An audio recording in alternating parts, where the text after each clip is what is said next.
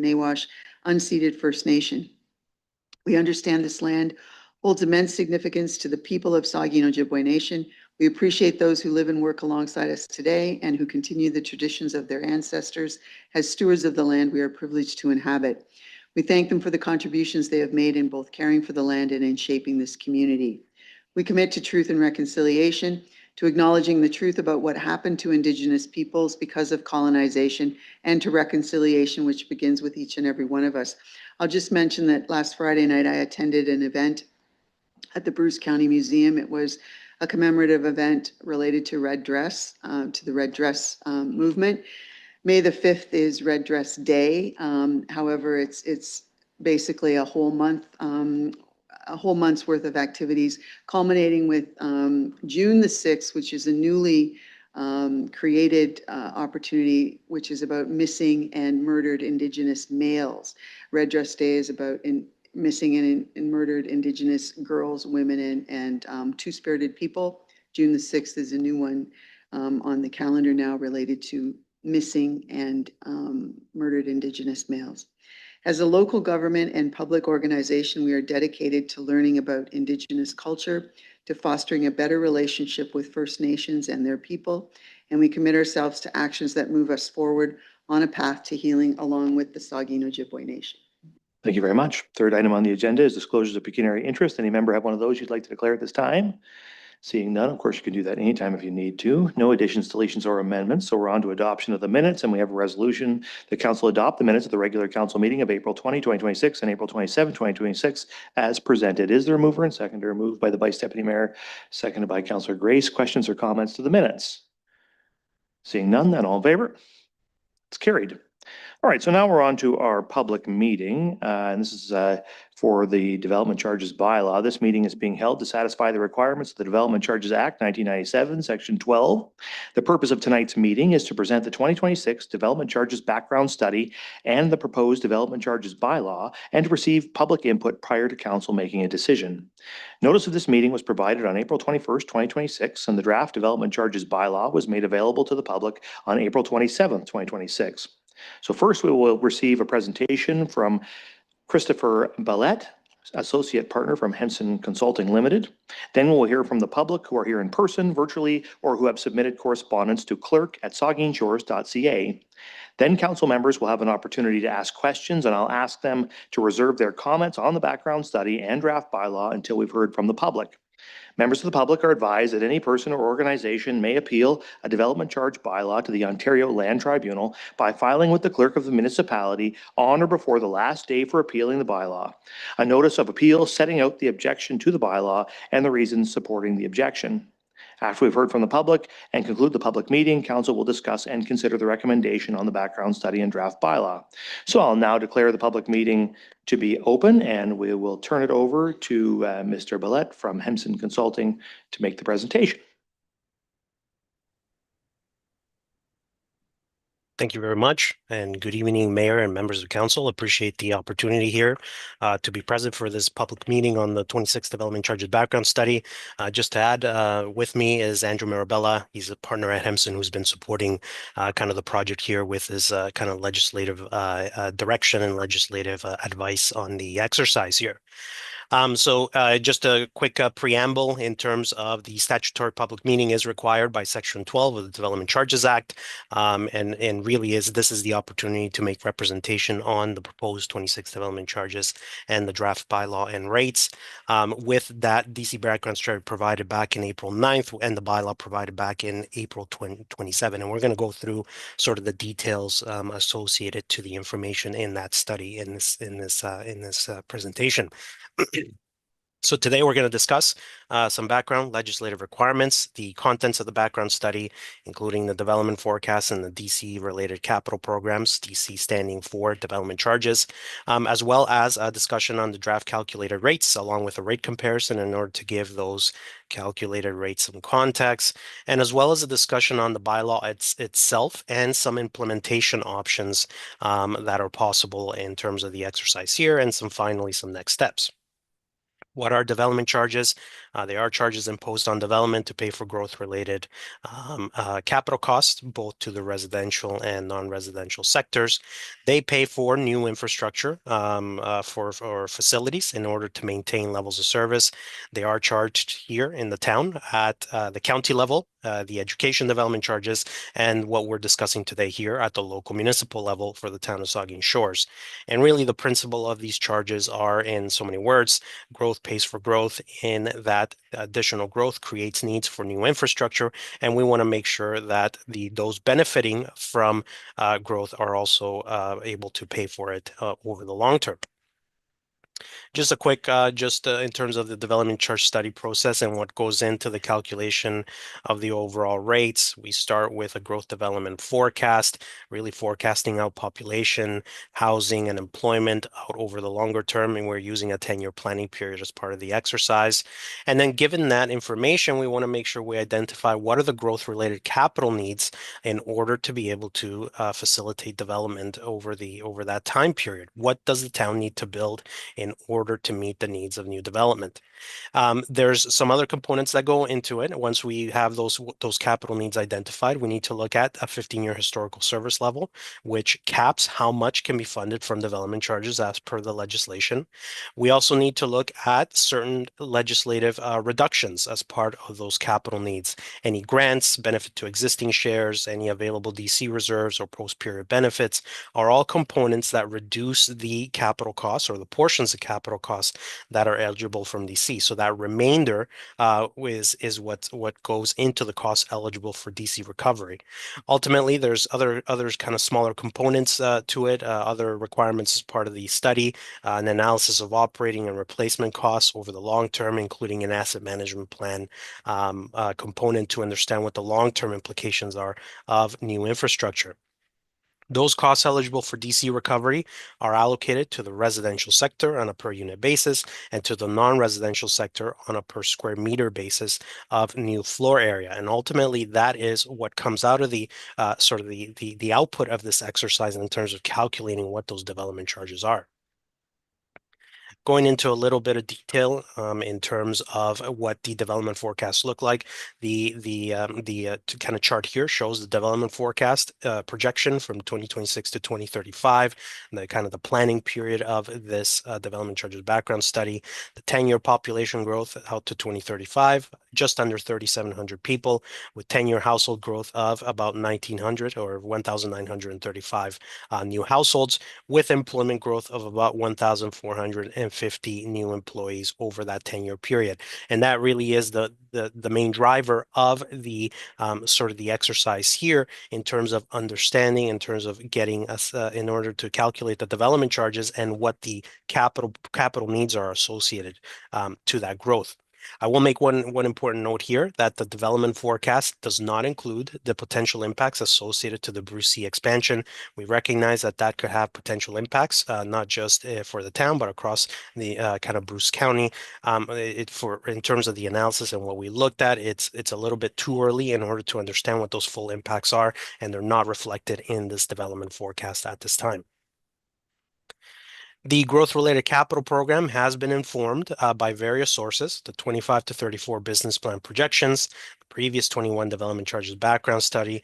The town has undertaken several servicing plans and master plans over the last kind of couple of years and over the last few months, which have helped inform the exercise here, and as well as a consultation with town staff and engineering in order to understand what the needs are.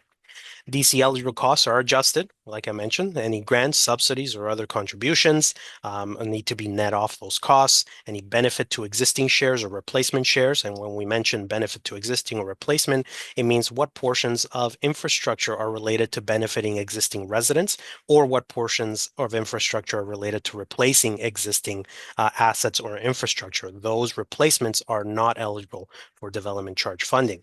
Any available DC reserves are used against those costs, and as well as any what we call post-period benefits, which are really portions, costs, or shares of projects that are associated to a longer benefiting period and not just the 10-year horizon that we're looking at here today. Just to provide a summary of what that town-wide capital program looks like, the gross costs overall across all our service areas is about $231.9 million. So that is the total gross cost of all the infrastructure that's been identified through the DC study in order to be able to service new development. Like I mentioned earlier, there are some components that need to be net off those gross costs as per the kind of legislative requirements, grants or any subsidies, about $20.4 million, and as well as benefit to existing shares that are not eligible for development charges associated to repair replacement, perhaps, of existing infrastructure of about $77 million. Those shares of costs need to be funded from other sources other than development charges, as well as available DC reserves in the amount of about $14.3 million, which can be used against those costs, and our post-period shares on the right there, other development related labeled there, about $54 million. The remaining 66 or just under $67 million highlighted in the red there represents the amount of costs that are eligible for DC recovery in the period of the proposed or the background study here. And that $67 million is used in order to calculate the kind of the development charges coming out of the exercise here. One important, kind of one more point to point out here, Hemson and staff continue to work in reviewing those growth related needs in order to be able to refine and to understand what the scale of the projects that are included in this exercise actually is. So we are continuing a review of the project needs and what needs to be, make sure that everything that needs to be in this capital program in order to service new development is captured as part of the exercise.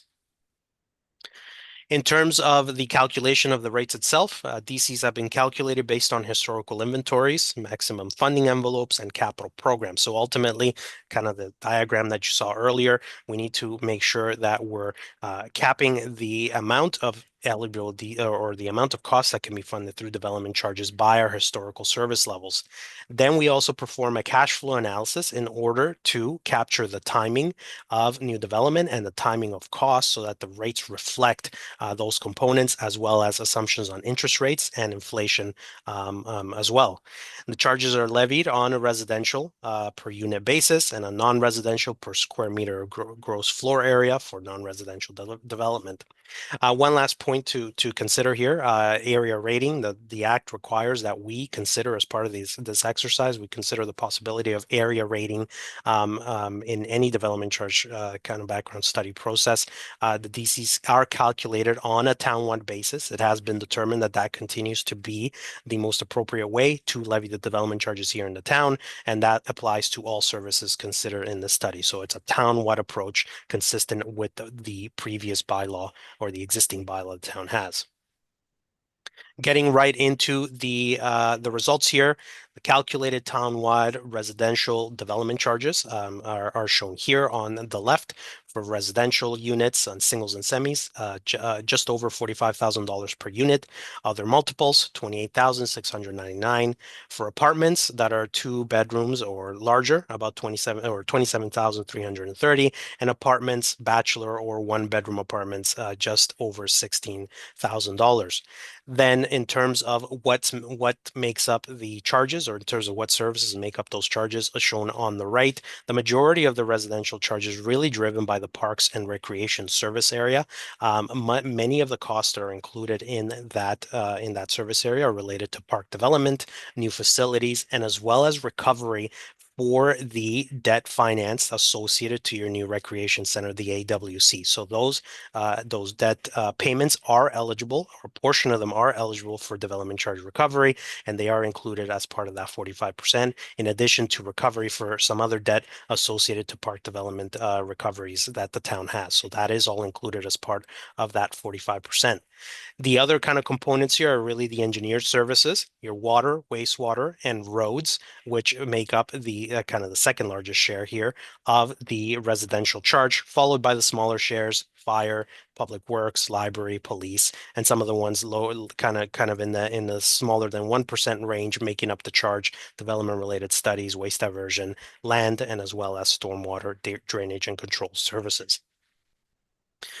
To give that charge a bit of context, we compare it to the existing charge. So we want to see what the increase is associated to the of the calculated charge relative to the existing charge. So in total, the existing townwide charge is 36,731, where the calculated charge, and this is I'd like to point out that this represents the town development charge only. So this does not include the education or county charges, which are separate to the exercise here.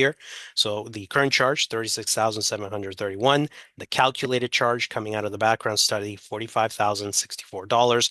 That's an increase of about $8,333, representing of just over 20% increase relative to the existing charge.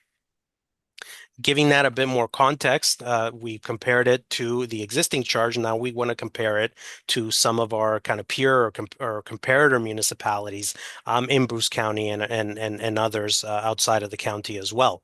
What's being shown here is a residential rate comparison. So the single detached unit rate. This particular chart, in order to make the comparison like for like, does include the upper tier charges as well. So the Bruce County charges are also included here in the dark green, and any area specific development charges that may be applicable in other municipalities shown in the gold. And the red represents the lower tier charge. In the case here, it would be representative of the town charge that you saw in the previous slide. So in total, in terms of looking at the picture here, the current charge is about 41,740 for the town of Saugeen Shores, represented by the kind of the lower blue arrow there. So in terms of your current charge, you're kind of in that mid-range compared to some of the other comparative municipalities. The calculated charge would bring that total up to about 50 or just over $50,000 per single detached unit. Still kind of in that mid-range, a little bit higher, moving towards the higher end, but still in that mid to high range compared to some of the other municipalities that are being compared here. On the non-residential side, the calculated charge per square meter is 152.84 per square meter for non-residential, and then the chart on the right there representing the non-residential charge per square meter and what makes up that charge from a percentage basis. Really, the largest drivers of the non-residential charge are your engineer services, water, wastewater, and roads, kind of followed by fire protection, public works, and police, and then some of the other smaller components there. You'll notice that this chart looks a little bit more different than the chart for the residential side. The big driver on the residential side was Parks and Rec. You'll notice there's no Parks and Rec on this particular chart. We have not attributed any portions of growth-related costs to the non-residential charges. We typically see that service really being driven by population growth and really used by residents as opposed to businesses. So you'll see that the drivers of the change of this particular rate is slightly different than the residential side. Once again, giving that same context as we did on the residential side, the current charge per square meter for non-residential is 162.79. You'll notice the result here is a little different with a slight decrease on the charge to 152.84 based on our calculated rate in the DC study. That's a decrease of about $9.95 per square meter. Comparing that to some of our comparative municipalities. First, we look at the commercial side.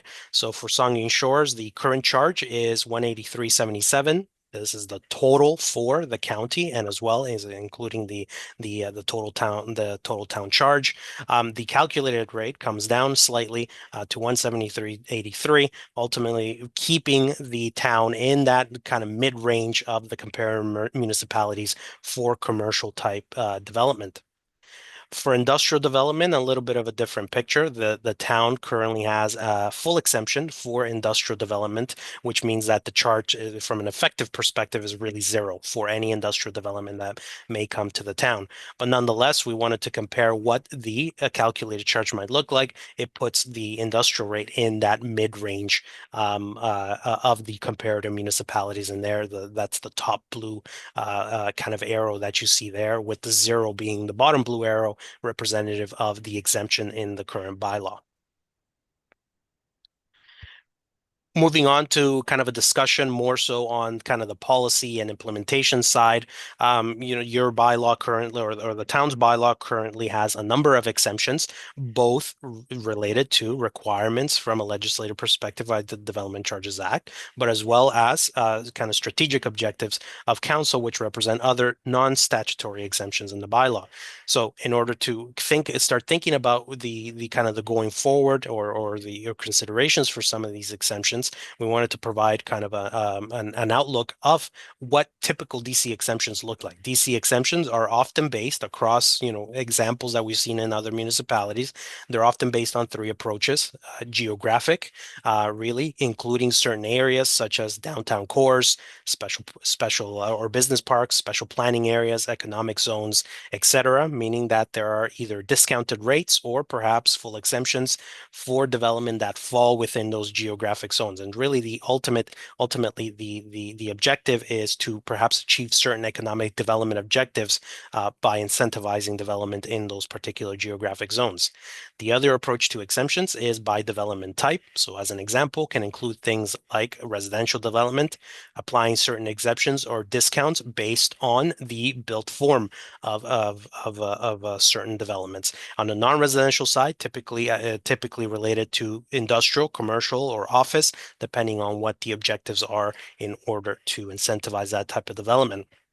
There's also other categories that use other characteristics other than the built form, rather the use of those facilities, and can include specific types of development, such as affordable housing, rentals, senior care, and a number of other types of examples. So really differentiating between exemptions on the built form of certain developments or the use of those developments, which are two distinct sort of factors. Certain points to consider when really thinking about these exemptions. Kind of two really big points to outline here. We want to make sure that we consider the financial shortfall associated to exempting certain types of development from development charges. It's important to emphasize that any financial shortfalls created by development charge exemptions cannot be funded through development charges. So what that means is we can't create a new exemption to incentivize a certain development and have another type of development kind of subsidize that exemption. So that's something the Act doesn't allow.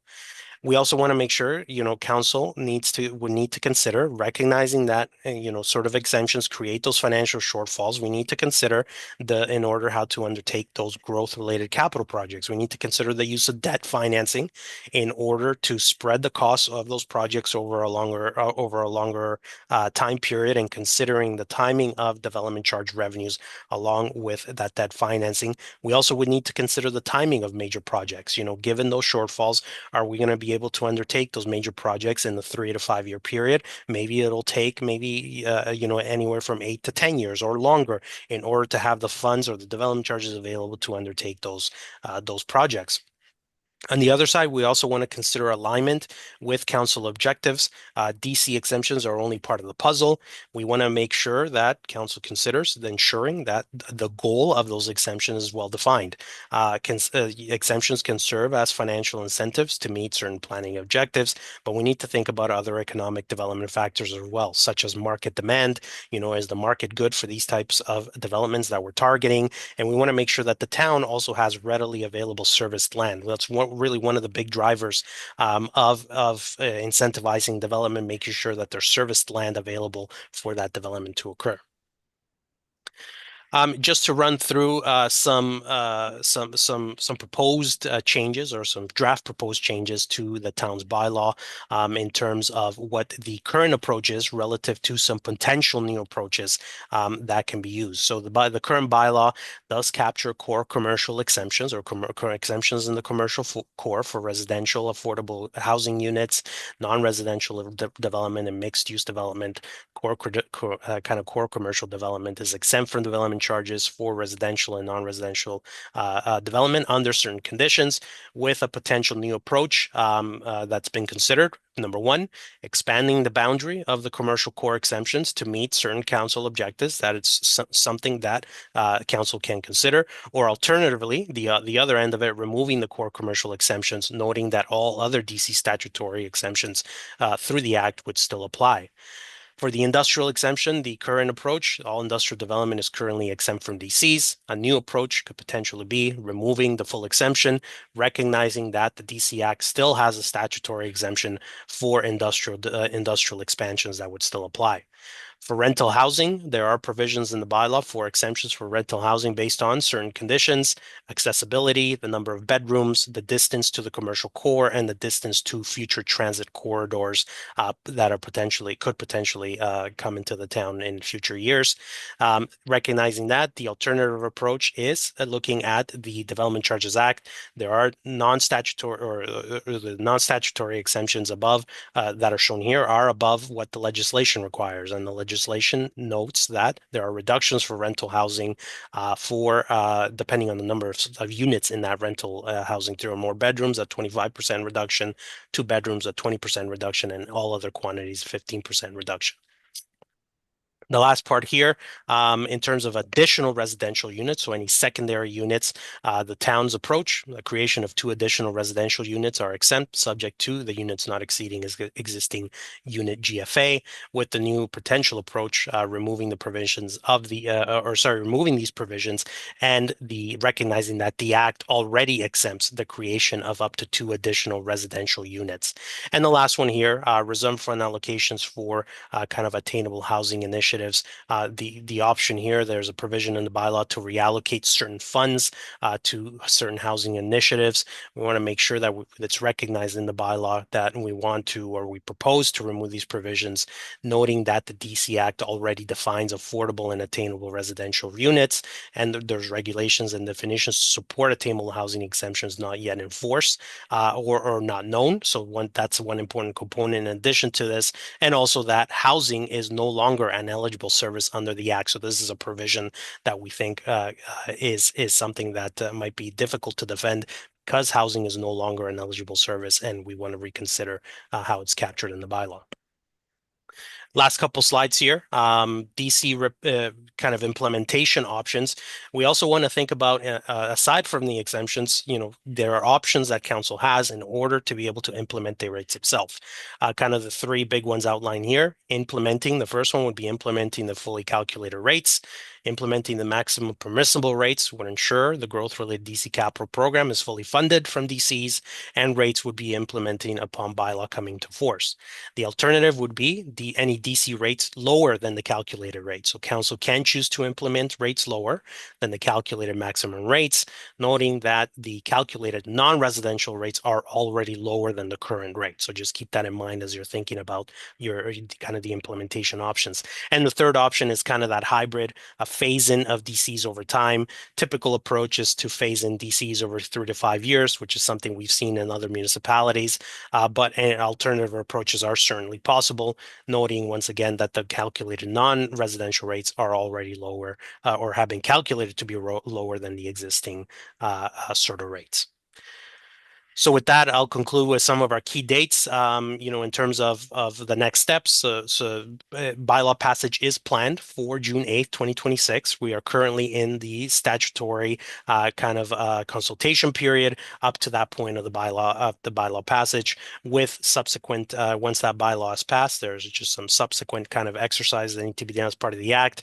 We need to make sure that there's a notice of bylaw passage, notifying the public that a bylaw has been passed, and as well as recognizing there is a appeal period for the bylaw in which the public can appeal that particular bylaw within that time frame. So with that, I will leave it at that and be happy to answer any questions that may come up. Thank you very much. Before we turn it over to the public, I might just ask the treasurer, he's got a report. Do you want to speak, add anything out of your report at this time? Not at this time. I'll speak once the public meeting concludes. Okay. All right. So now I guess we will ask members of the public if there's anyone present who wishes to speak in support of the proposed development charges background study or with objections, questions, or concerns. Anybody in the room wish to speak at this time? Any members of the public? Yeah, go ahead. Come on up. You have 5 minutes. Just make sure to introduce yourself. Where's the button here, guys? Sorry. Am I good? We're good. Sorry, I will not take 5 minutes. Stuart Doe with Barry's Construction.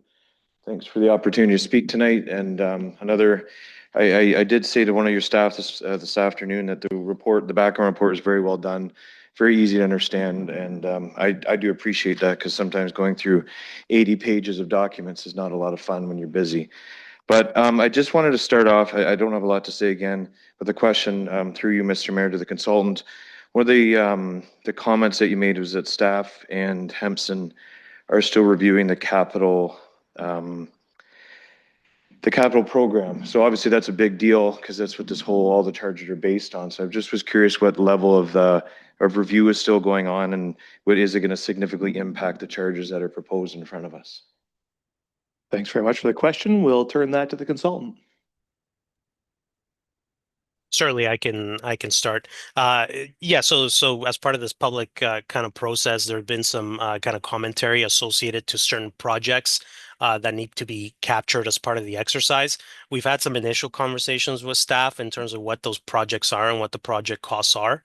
We're as part of this exercise, it's really about capturing everything that we can in order to be able to ensure that the growth-related costs align with the development activity that's being projected. So we are looking at that, and there's potential changes coming up before kind of the bylaw passage, potential additions and potential subtractions to make sure that we align with both the business plan and the commentary from the public. Okay, Further thank you. comments, Mr. Doyle? Just maybe a quick follow-up then. In the event that there's significant changes, additions, or deletions, will there be a further opportunity to comment, or is this kind of the end of the line for that? The only reason I ask is it's obviously a fairly aggressive capital plan, which obviously, that's council discretion where you want to go with that. But it's also driving up the DC costs around 20%, as you noticed. Obviously, when the construction sector is struggling, all levels of government are trying to help us out to get things going again. So the capital plan is the biggest piece of this. So if it's going to be a moving target, obviously I'd like to know, or other folks would like to know, is it close to where we're going to be? Is there a lot going back on, or where are those discussions kind of sitting? Back to the consultant or to the treasurer? The treasurer? So there are some changes being discussed, but it's currently the intent of staff to bring back, if there are significant changes, a follow-up report prior to the passage of the bylaw. And it's the intent of staff to ensure that the final rates are as close as possible to the rates that council and the public have seen through this process. Mr. Oh, Doyle? that's good. Is there an opportunity also to submit written comments? As just quite a few of my questions are more technical, and I didn't know if that was, I'd missed the deadline today, or is that we can still do No, that? you can certainly submit written comments to council at any time prior to the passage of the bylaw. So yes, feel free to submit comments. Okay, thank you. Are there other members of the public here wishing to speak on the draft development charges bylaw?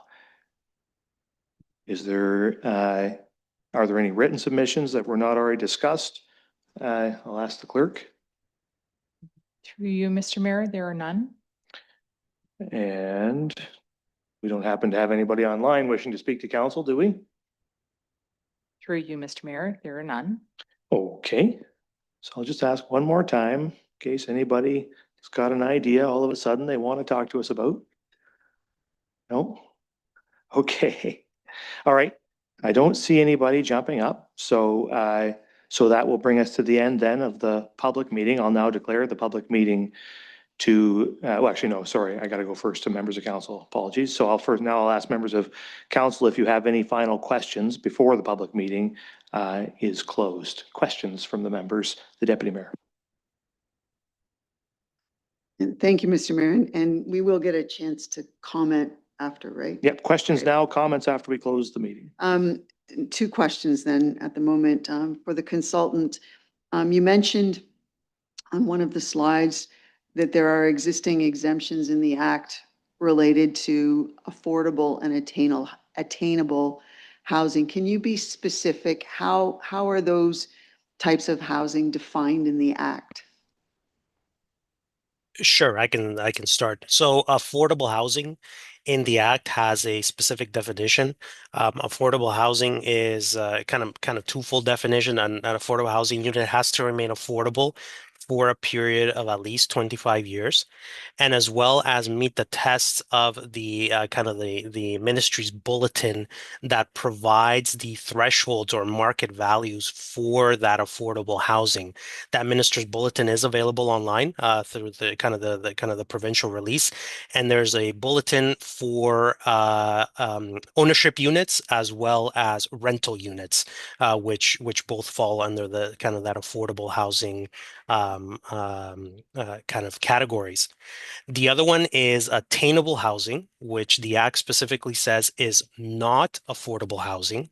However, the attainable housing has not been defined by legislation yet. So the Act kind of outlines that there are attainable housing units that are potentially or something that will potentially be defined through the Act, but regulation hasn't been passed yet or mentioned anywhere in order to define what attainable housing is exactly. Deputy Mayor? Thank you for that. And I'm glad you mentioned towards the end of that about ownership, because we often hear about rental and talk about rental situations. You also mentioned the potential for extension or exemption, sorry, associated with built form. Can built form include, again, in the ownership category, size?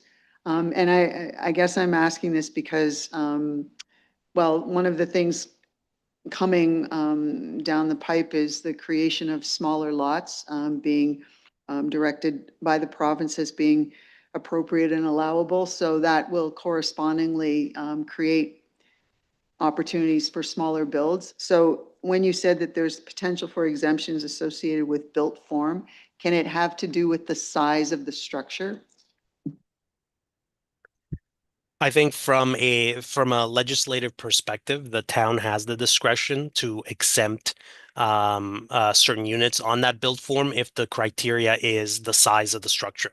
That said, the town would need to define what the size of that structure is, what the specifications are in order to apply that exemption. I'll add that the Act does not have statutory exemption that's similar to what you've kind of described.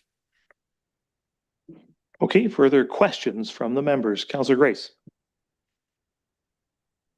Thank you, Mr. Mayor. This question actually is for Dan, the treasurer. I'm looking at page 12 on your report, Dan, and I just wanted a clarification on accessibility. I know we currently have exemptions provided to support accessible residential units. The second column, though, post Bill 23, I wasn't clear exactly what you were saying there. It says no provincial exemption, I guess, in Bill 23 to Bill 23. And it says not recommended, however, comma, town continue accessible exemptions. Are we saying that we should be or not? Is that a recommendation? The treasurer? Or, sorry, Director of Corporate Services. Oh, Development Services. All right. The Director of Development Services then. One of you.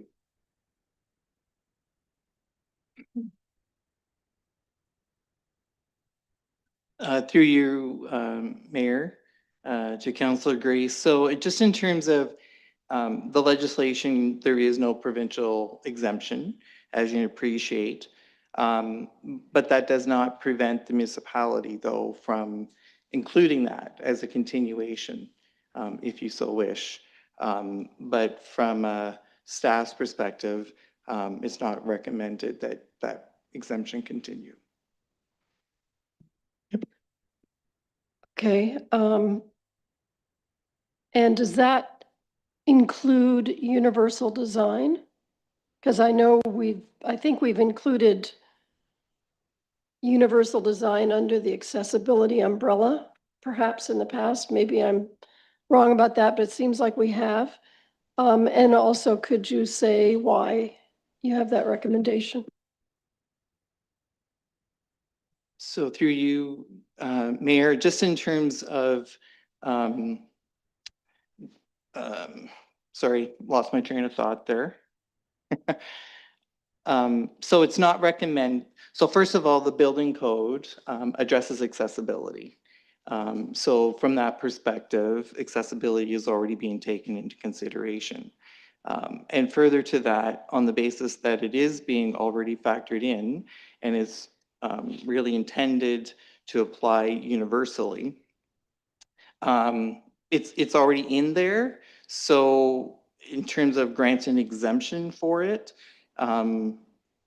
it's a requirement under the Building Code Act. So we're incentivizing something that's already required. Thank you very much. Further questions from the members? Councillor Halpin. Thank you, Mayor, and through you. So I imagine the answer is around $5,000, but how much is the Bruce County DC charge and the education DC charge? Who wants that one? Treasurer or consultant? One of you guys? I can pull up the info here. That would be great. Yeah. So bear with me a second just to pull up the. So the county charge is 5,009. The education charge I don't have on hand. There is no education charge. Yeah, no education charge. Yeah. Okay. Councillor Halpin. Thank you, Mayor, and through you. Somewhere in this report, it said that it mentioned that the government is probably gonna, help people with DC charges and exempt some DC charges. What happens if they don't for our calculations? Anybody want that? The treasurer? Consultant? We're happy to take the question. Yeah. I mean, through the mayor, I mean, the rates are calculated at full cost recovery. And we don't have enough yet on the provincial and federal DC program just yet about what those reductions are just yet. I mean, we know that there's an announcement on agreements for funding for shovel ready or project specific ready ones that you can get in the ground, but we don't have enough information as to when the municipality might be eligible for it and what exactly needs to be done just yet. So, should that funding come along, there'll be more to add to it. Sorry. Do you want to add anything, the treasurer? No? Back to you, Councillor Halpin. Anything more? Okay, further questions, Councillor Stack. Thank you. Just a couple of quick questions. One, going back to the issue of exemptions for affordable housing. I just had a question about enforcement. So I think one of the responses was that it had to be affordable under whatever the metrics are for 20 or 25 years is I think the answer. So I'm just curious if someone can tell me how you enforce compliance in that regard. So maybe another way to say it, if you're exempt from DC charges, 3 years down the road, you don't comply with the metrics that provided the exemption, is it left to the municipality to try and recoup those DC charges? Is that the way this enforcement process would function? I don't know who's going to answer that. Who wants it?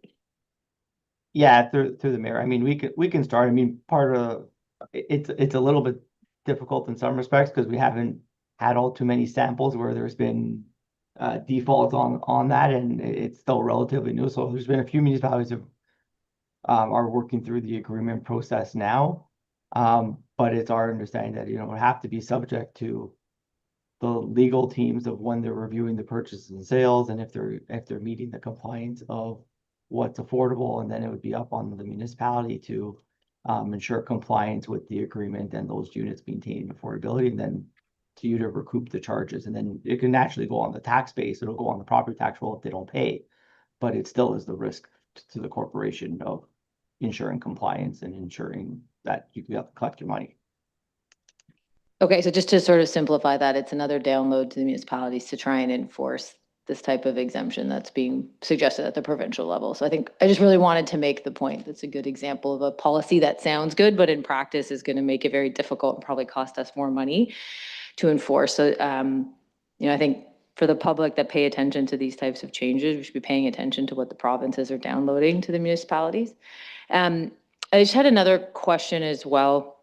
So if we don't take the DC charges as calculated, I think it was mentioned, but I just want clarification. So if we don't apply the DC charges, and so we have a gap in terms of the development cost that we have to recover, does that is the only alternative either debt or property taxes? Is that how we make the budget whole effectively?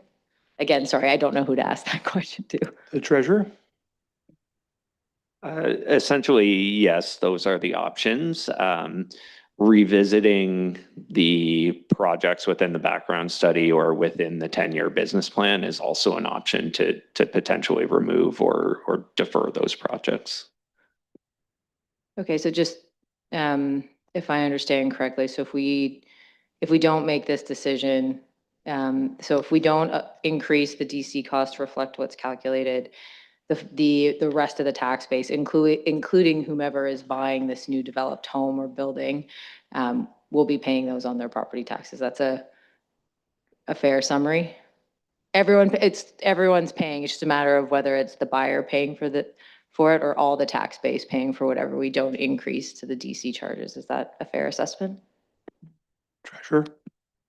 All the work that happens within the municipality needs to be paid for by somebody at some point when that work happens. So again, I'll say debt that kind of has intergenerational or impacts over time is an option.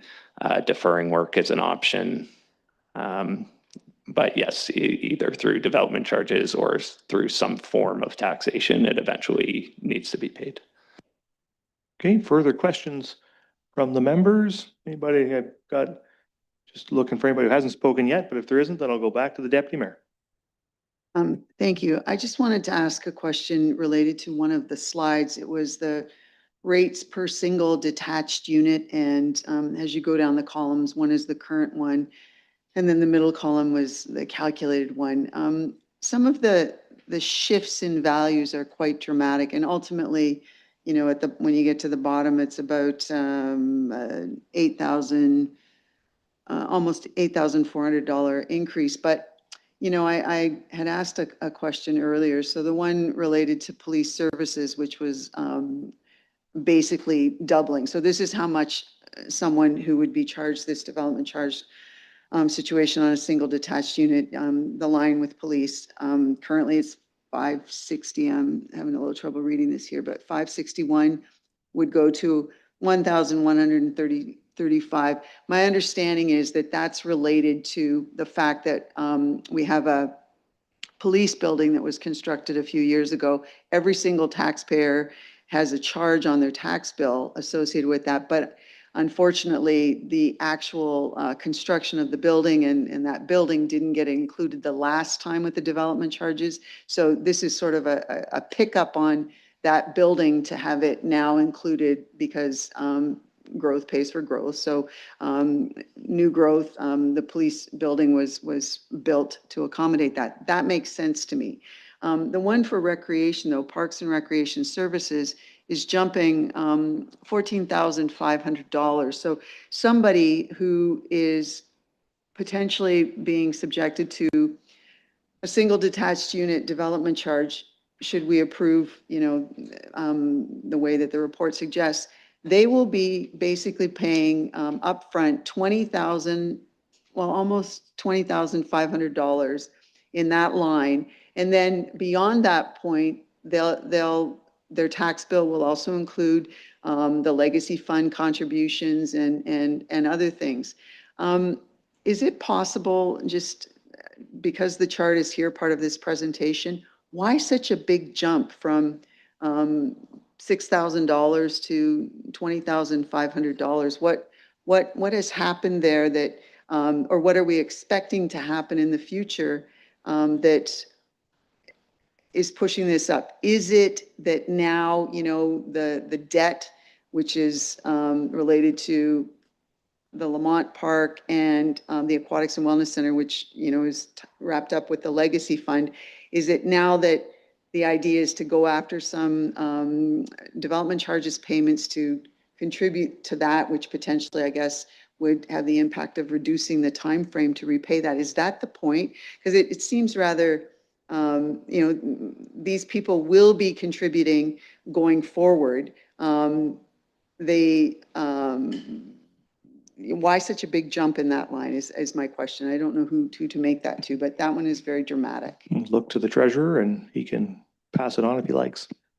There's a number of large projects and factors that go into that Parks and Recreation Services charge. So in terms of Lamont Sports Park, there were certain assumptions around the use of diamonds that in the previous study led to the exclusion of Lamont Sports Park. Those assumptions changed this time around. So the debt on Lamont Sports Park and some upcoming projects at Lamont Sports Park are now included in the study.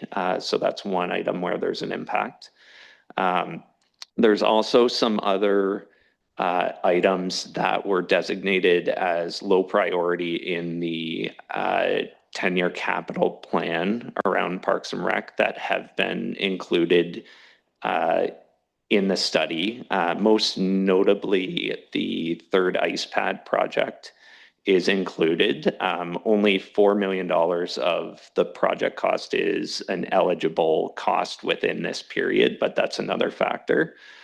And then on the AWC and Lamont Sports Park as well, the debt payments for the full length of the loan are included within this period to ensure that the collections can happen in order to service those loans at the rate that DCs are eligible for. So those are some of the major factors within that rate. Okay. Okay, further questions at this stage from the members? Councillor Mayat. Thank you, Mr. Mayor, and through you. My question is to Daniel, and Daniel, you haven't presented your report, but I presume you're taking questions on it at this point. Are we going to hear that report first? I know he's going to present his report after the close of the public meeting, but you'll have a chance to ask about it. I will then. Okay. Any further questions as part of the public meeting with respect to the presentation from the consultant? I was just wondering, we have several options in front of us in terms of how we could implement this. One that isn't in front of us that I was interested in. So we have this opportunity that might be coming from the federal and provincial governments in order to give us some grant revenue for a period of time to offset DCs. But it makes sense for us in that context, if a large grant's going to come, for us to have the DC at the full rate so that we can have them maximize the use of that grant should it come. So I wondered, is it possible, instead of doing a phasing, implementing it at a lower rate and then stepping it up 1 year at a time over 3 or 5 years, to do sort of the reverse, implement it at the full rate in the bylaw, but discount it so that council annually would apply a discount to the rate. So it would be at full rate on the books, but the end charge to the builder or homeowner would be discounted. And then every year council could reduce the discount up to a certain point. And that would give us the ability then to have, should the federal and provincial money come through, we could just, instead of applying the discount using municipal funds, apply it using federal and provincial funds. You understand what I'm saying? Is that something that is possible to do within the context of the Development Charges Act? So through the mayor, I mean, it's possible. I guess it depends on how it's structured within the bylaw itself. So under the act, because of the way the recent changes have been structured, you can do simple amendments to the bylaw without going through a background study or public consultation process, only if the effect is to reduce the rate. So in the context of what you're speaking of, you put in a bylaw that has the maximum permissible rates. You wanted to do an amendment to put in a discount, that won't be an issue. However, If you're trying to be fluid with the amendments and then increase or make adjustments to the discount, which would then increase the rates down the line, then that's where it gets a little tricky if it's not already built into the base bylaw. So if you wanted to structure it as you have the rate schedule, the discounts over a 3 or 5 year period, you can structure the bylaw that way. However, if you wanted to be more ad hoc with it, it would be more difficult. Unless you were only reducing the rates further, then that's okay. Okay, I just think that there's a risk that if we implement a phase in this year, and so we have a low DC rate in 2027, that's in year one of a phase in, and that's when the federal and provincial money becomes available, then we can't maximize the discount. We could get we could apply a larger amount of provincial and federal dollars if we implemented the full rate. So, and essentially let the federal and provincial governments pay for our phasing instead of us paying for it. So I just think that would be an option that we could consider. So anyway, I've raised that as a question at this stage, and maybe again when we end the public meeting. The other question I had is, so you've introduced 5 proposed changes to the bylaw, most of them to do with optional exemptions that we have, non-statutory exemptions. A couple of them we have to refine yet. You haven't given us a clear recommendation, so we have to decide what we want to do with them. I do wonder though, does this represent, in this list, is this all the non-statutory exemptions that exist in our bylaw, or are there non-statutory exemptions beyond what is in here that you're essentially recommending we would leave unchanged? These are the exemptions on the list are representing the ones that we're proposing for certain changes. There are other exemptions in there that are being proposed to stay as they are. It would be interesting to see the whole list of exemptions that we have. I just think that we're to this point now where the province is starting to make a lot of decisions in this space, starting to apply more and more exemptions. And I wonder if we're getting to a point where we would be wise to align our bylaw with where the province is at, rather than having a whole bunch of our own exemptions in addition to the provincial exemptions. It just creates confusion, and I think it's unnecessary. We're sort of layering exemptions on top of exemptions, and we can be, I think a little out of whack. So I think it would be interesting to see the whole list of exemptions, non-statutory exemptions that we have in the bylaw, and council could decide whether or not we want to continue with those, or whether we just amend this bylaw so it perfectly aligns with provincial law. I'm starting to lean toward the notion of eliminating all of our non-statutory exemptions and having a bylaw that conforms with provincial policy. So anyway, I don't know if that's possible. It's probably not possible to do today, but it would be something I'd be interested in seeing. All right, those are my 2 questions. Councillor Grace. Thank you, Mr. Mayor. What about option 4, deferring the update process until April 2027? Yeah, so what we can discuss that once we end the public meeting. I'll just ask now, are there any questions yet before I close the public meeting? If not, then I will now declare the public meeting to be closed. So now I'm going to ask the treasurer to present his staff report, and then we can have a discussion about what we want to do with this. Thank you, Mr. Mayor. I'll try to keep things brief since we've been over quite a bit at this point. But obviously, we're in the process of updating the existing development charge background study and bylaw prior to the 5th anniversary date of the existing bylaw, which was passed in July 2021 and is set to expire later this year. It's a lengthy topic and a lengthy report, but just for context, our business plan each year typically covers roughly $50 million in annual revenue. The DC material in front of you details the use of theoretical funding of over $8 million per year over a 10-year period, so over $80 million in total, and therefore forms a significant portion of the business plan. The background study and DC bylaw are important documents as they guide staff on the collection and use of development charges. The 2021 background study was completed prior to the town's first 10-year business plan, and as such, it is somewhat out of date, making it difficult for staff to administer and apply DC revenues. This update would allow the town to match the DC background study with the town's 2027 business plan, ensuring that the documents are in sync. As has been mentioned, there's a lot of recent changes in the province when it comes to development charges, and the report highlights some points for consideration amidst those changes.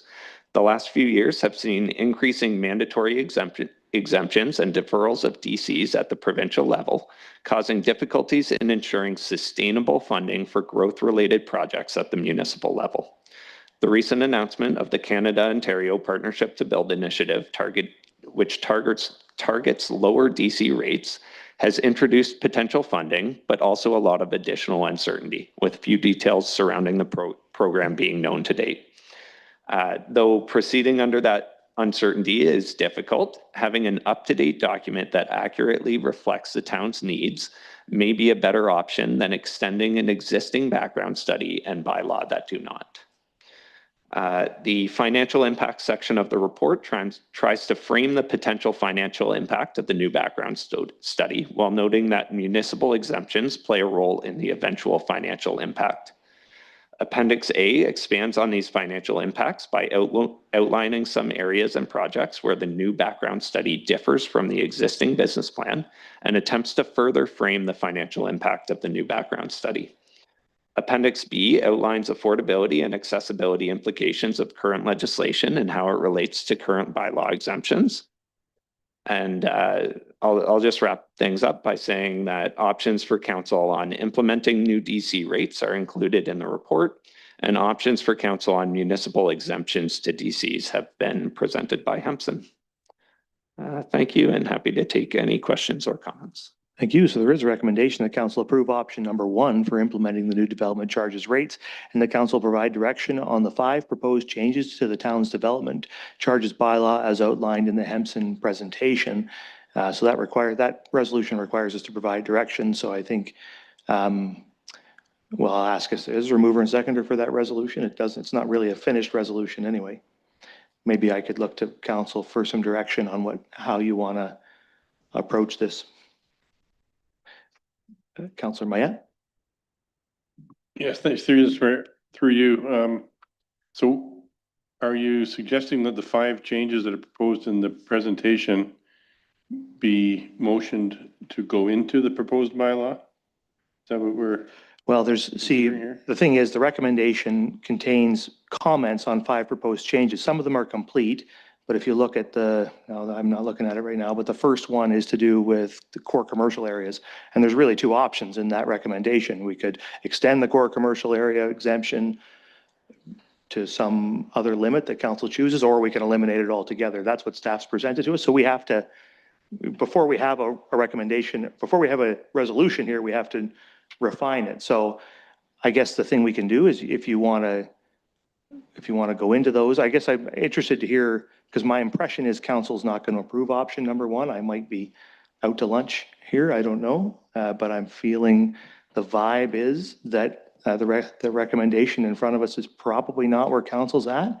So I guess I would say to council, if you have one of these options you'd like to pick to advance, could be option 1 if that's what you want to do, in which case we just get a mover and seconder for what I just read, do that. And then I think maybe it would be easier to separate this into 2 resolutions anyway, deal with the option and then deal with these exemptions, because we still have to discuss the exemptions and decide what we're going to do with them. So maybe we'll just start to simplify this with the option. Do you have an option that you want to advance here, Vice Deputy Mayor? Yeah, at one point in time, I thought we should delay these perhaps for a year. And then I got thinking about this since the last time we talked about it. And I think we're just delaying the inevitable, that there are projects, contained within the DC bylaw proposed that, I think that need to happen in the future. And so I think probably phasing over 5 years. I researched some of the area DC bylaws on some phased in over 5 years. There have been other municipalities that phased in over 5 years. So it's $1,655 per year, I think it is, for the next 5 years versus the the full amount, which, I take a look at the housing starts here in Saugeen Shore. There's one housing permit in the month of January, February, March, one housing permit. I think there's been a few more in April, May. There's a housing downturn right now. And I think anything we can do to partner with provincial government and the federal government with the waiving of HST portion of it, savings up to $130,000 on a new home for a first-time home buyer, although it's a lot of money for a fully first-time home buyer to afford. But that would be the maximum. But I think anything we can do as a municipality to provide incentives, further incentives, to create new housing starts, I think is a good thing. And I just want to also comment about your what the province has done with their incentivizing things to do with housing and what we've done starting 4 years ago, maybe longer, where we provided a whole lot of incentives for people, that can't afford housing, affordable housing, purpose-built housing, rental housing. We provided a lot of incentives. And it's almost like the province is catching up to us because we implemented some of those changes long before they did.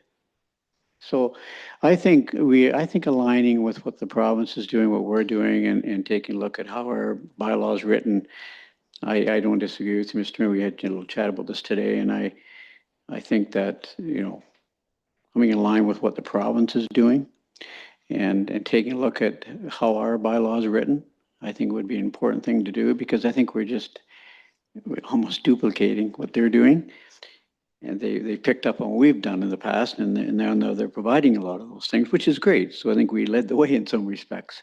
So my anyways, getting back to the options, I think option number 2 is what I would prefer to see it phased in over 5 years. I at one point thought we should delay them for 1 full year, but I think we're just delaying the inevitable. I guess one can look at it like as if, you cut out this project and this project and this project and this project, but which projects are there we're going to cut out? And which ones do we have the stomach for to cut out? And there probably are some in there in the 10-year capital forecast we could. But I think we should, that'd be my recommendation, that we take option 2 for phasing it over 5 years. So can I consider that a motion, Vice Deputy Mayor? Moved by the Vice Deputy Mayor that council implement, what's that? For projects as necessary.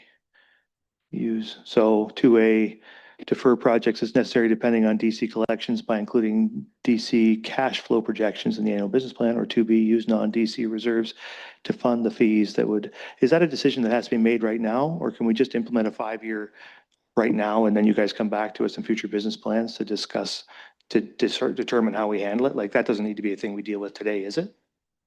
The treasurer? I think that's fine.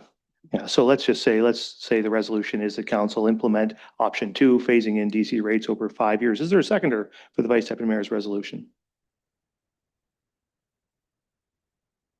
There is not. Okay. Let's go for another option here. What do we got? I think Councillor Grace next. I am interested in option 4, defer the update process until April 2027 and extend the existing bylaw. But I do have some clarification questions about that. I don't know where that would put us because to me, there's all this uncertainty with this provincial federal partnership. We still don't know the details on that. And for us to take action and choose an option that requires some kind of action seems premature until we have more information and we have specifics on those details. But I guess what I'm wondering is in choosing that option, if we defer, is that putting us at a disadvantage in terms of being eligible for grants? That's why I wanted to have that question answered before I supported the Vice Deputy Mayor's proposal. I mean, do you have any comments to that, the treasurer? It's hard to say without knowing what the eligibility criteria are going to be or what the baseline point may be.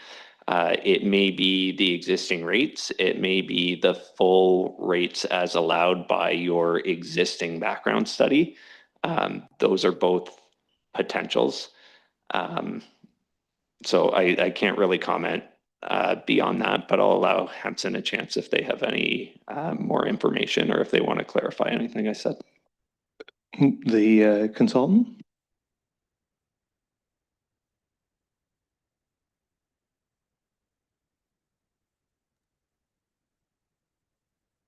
Sorry, Christopher, I'm not sure if you were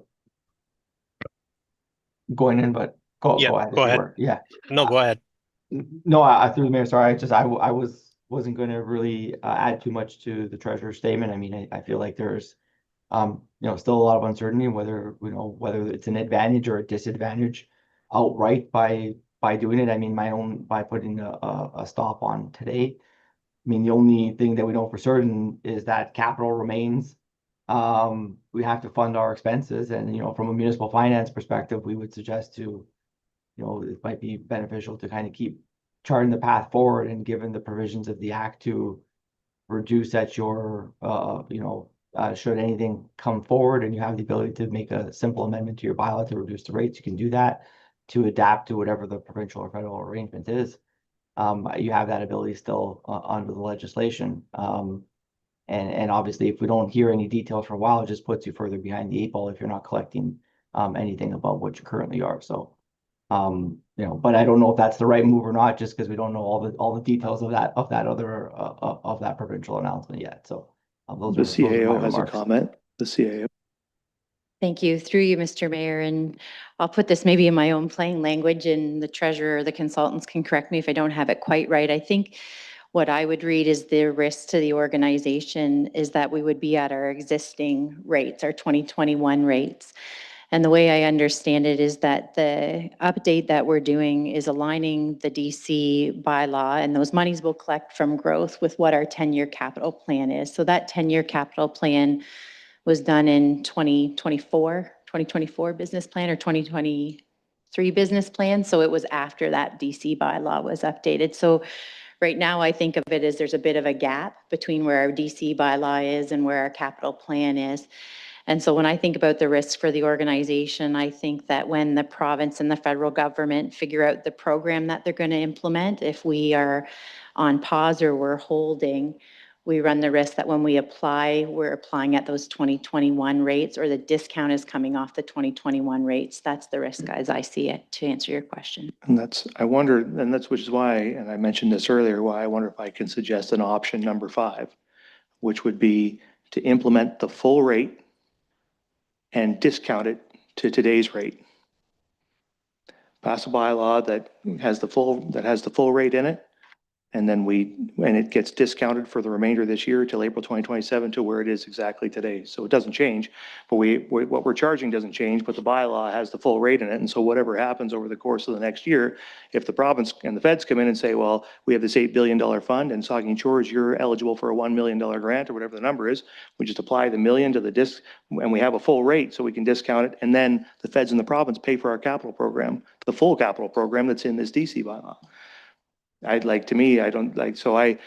would be my suggestion as an option. Number 5, I don't know if I haven't heard a real clear answer because I understand why, because it's a little novel, but whether that's possible to do, but it would be something that I'd be interested in exploring, the CAO.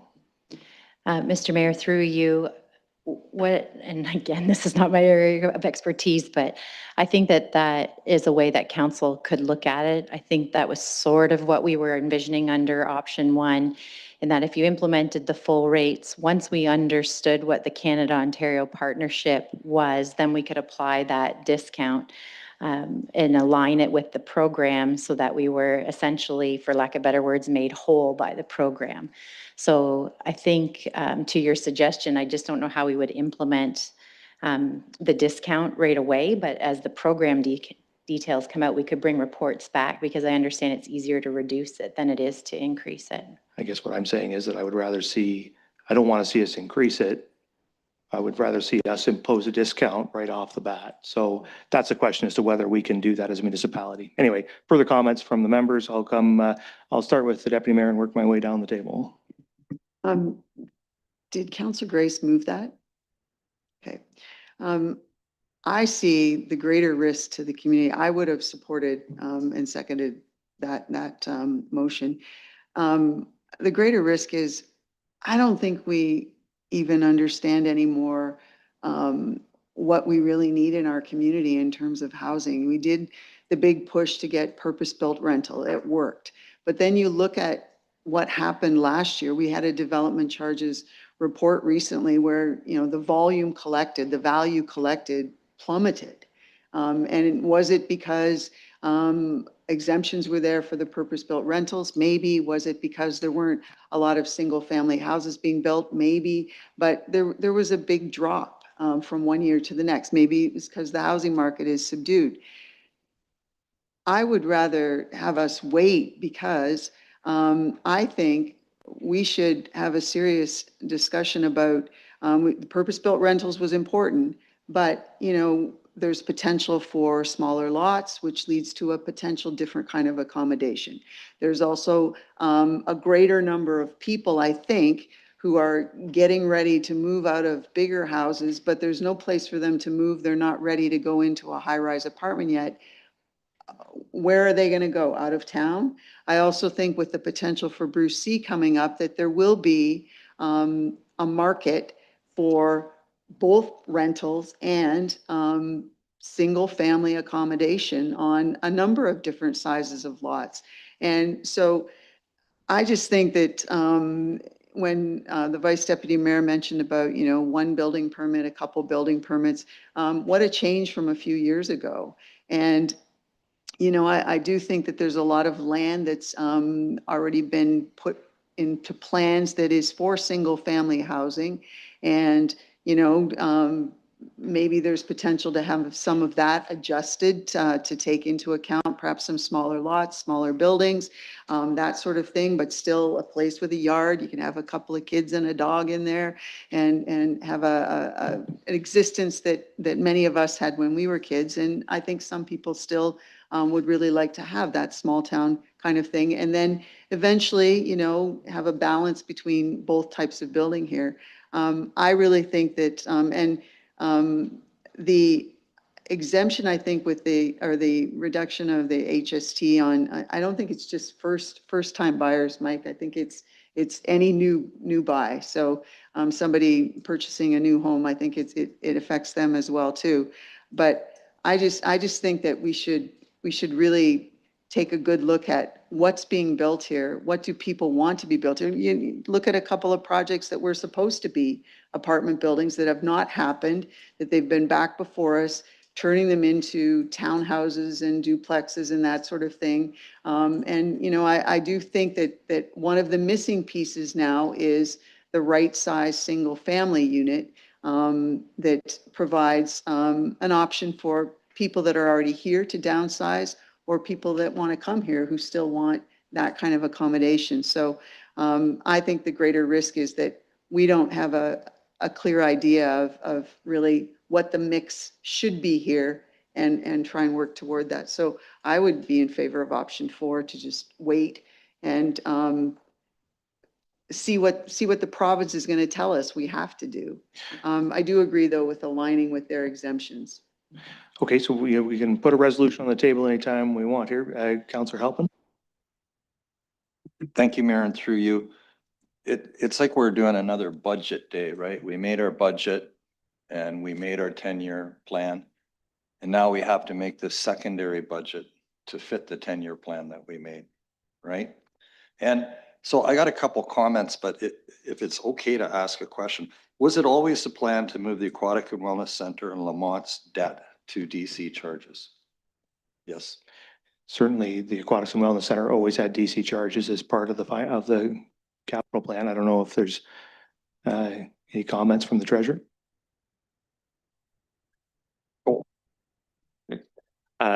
Yes, the Aquatic and Wellness Center, the initial approval of funding indicated that a certain percentage would be funded through DCs, that the existing DC reserve would be used, and that DC funded debt would also be used. The Lamont Sports Park, that debt is fully funded through the legacy reserve. And the inclusion in this study would have a net positive impact on the legacy reserve. Okay, thank you. Like one of the options that, like if we pick anything other than the first option, we also need to make options about how we're reducing the things that are funded by this list. Because if we say, well, we don't want to increase the DC rates to that amount, then there's three ledgers in the book, right? Money coming in, money going out, and what's left. So if we're not putting more money in, we have to decide what's coming out of the money that's going out, and that's a decision that we'd have to make. And if I may just make a couple quick comments on that, I love the way our parks are coming along and everything, and in North Shore, Halliwell, Jubilee Parks, we did a phase 1 and a phase 2. It seems like phase 2 is in this part here. Maybe we delay phase 2. I know that I won't make any friends with hockey people here, but when you look at how much money that we're spending on recreation and how much of this DC charge is just for recreation, is it the right time to be building a third ice pad? But these are things that we need to think about if we're going to do this. And, you know, when we build nice things, we do beautiful things here, but do we need a Cadillac? Everything, or should we be moving to a few minivans for a little while here? Like, do we need a Cadillac fire station, or can we get away with more of a minivan one at this time? Because these are the decisions that we're really making here. And I'll make my last comment is, I like lining them up with what the province does, because I kind of hate all the duplicate planning and duplicate everything. But maybe waiting till the government, like they make these nice announcements with no details. So it's a concept. They may just say, well, that's only going to cities of over 100,000 and we're not going to get any of this. So I am in favor of kicking it down the road for a year. Thank you. Okay, Councilor Minsky. Thank you, Mr. Mayor, and listening to all the comments, great comments and ideas, reminds me of the saying, the hurrier I go, the behinder I get. And that seems to be happening here. I don't know where we're going. I thought option 4 was the answer. But as the CAO pointed out, that really puts us behind getting the DCs up to where they should be. So then if I'm not going with option 4, then I'm going with option 1, which was in effect what you indicated, Mr. Mayor, earlier in your comment. In other words, go full plot. And then as things come back from the province, when they get their act together, we can discount as we see fit. But at least it gets us up to that area where we should be in the first place. So I'm going to back off option 4, and I'm going to suggest option 1 that has been presented. Thank you. By the way, I do have one question.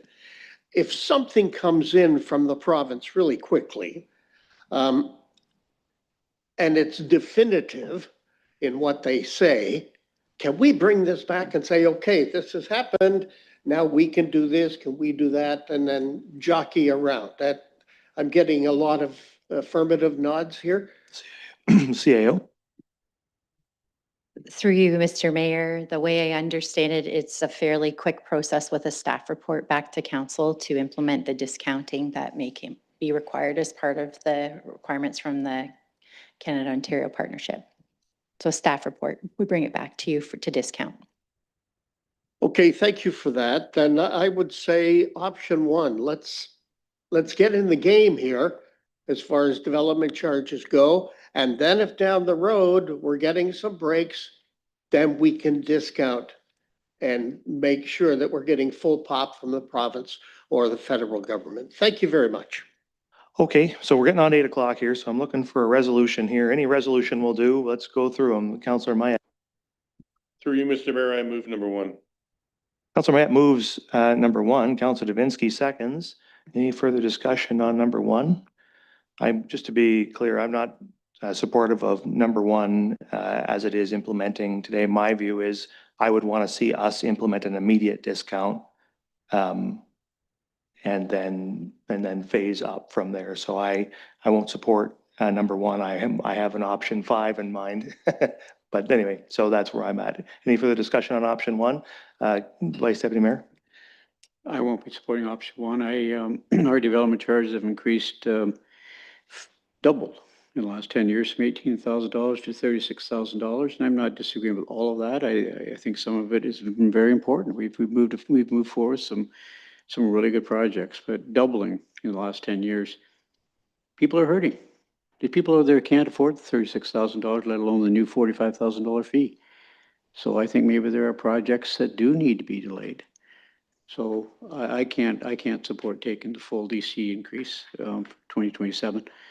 It's just too much in my mind. I know couldn't get a seconder for option 2 to phase in 5 years. I still think that was the right one to do, but I couldn't get a seconder, but I won't be supporting option number 1. Thank you. Further comments? Councillor Stack? I think just a comment about the prices of new housing. So I think when we look at when the major acceleration of prices happened in 2021, it wasn't because DC charges went through the roof. It was because money was cheap and people wanted to buy houses, and they wanted to buy existing housing stock and they wanted to buy new housing stock, and developers responded to that.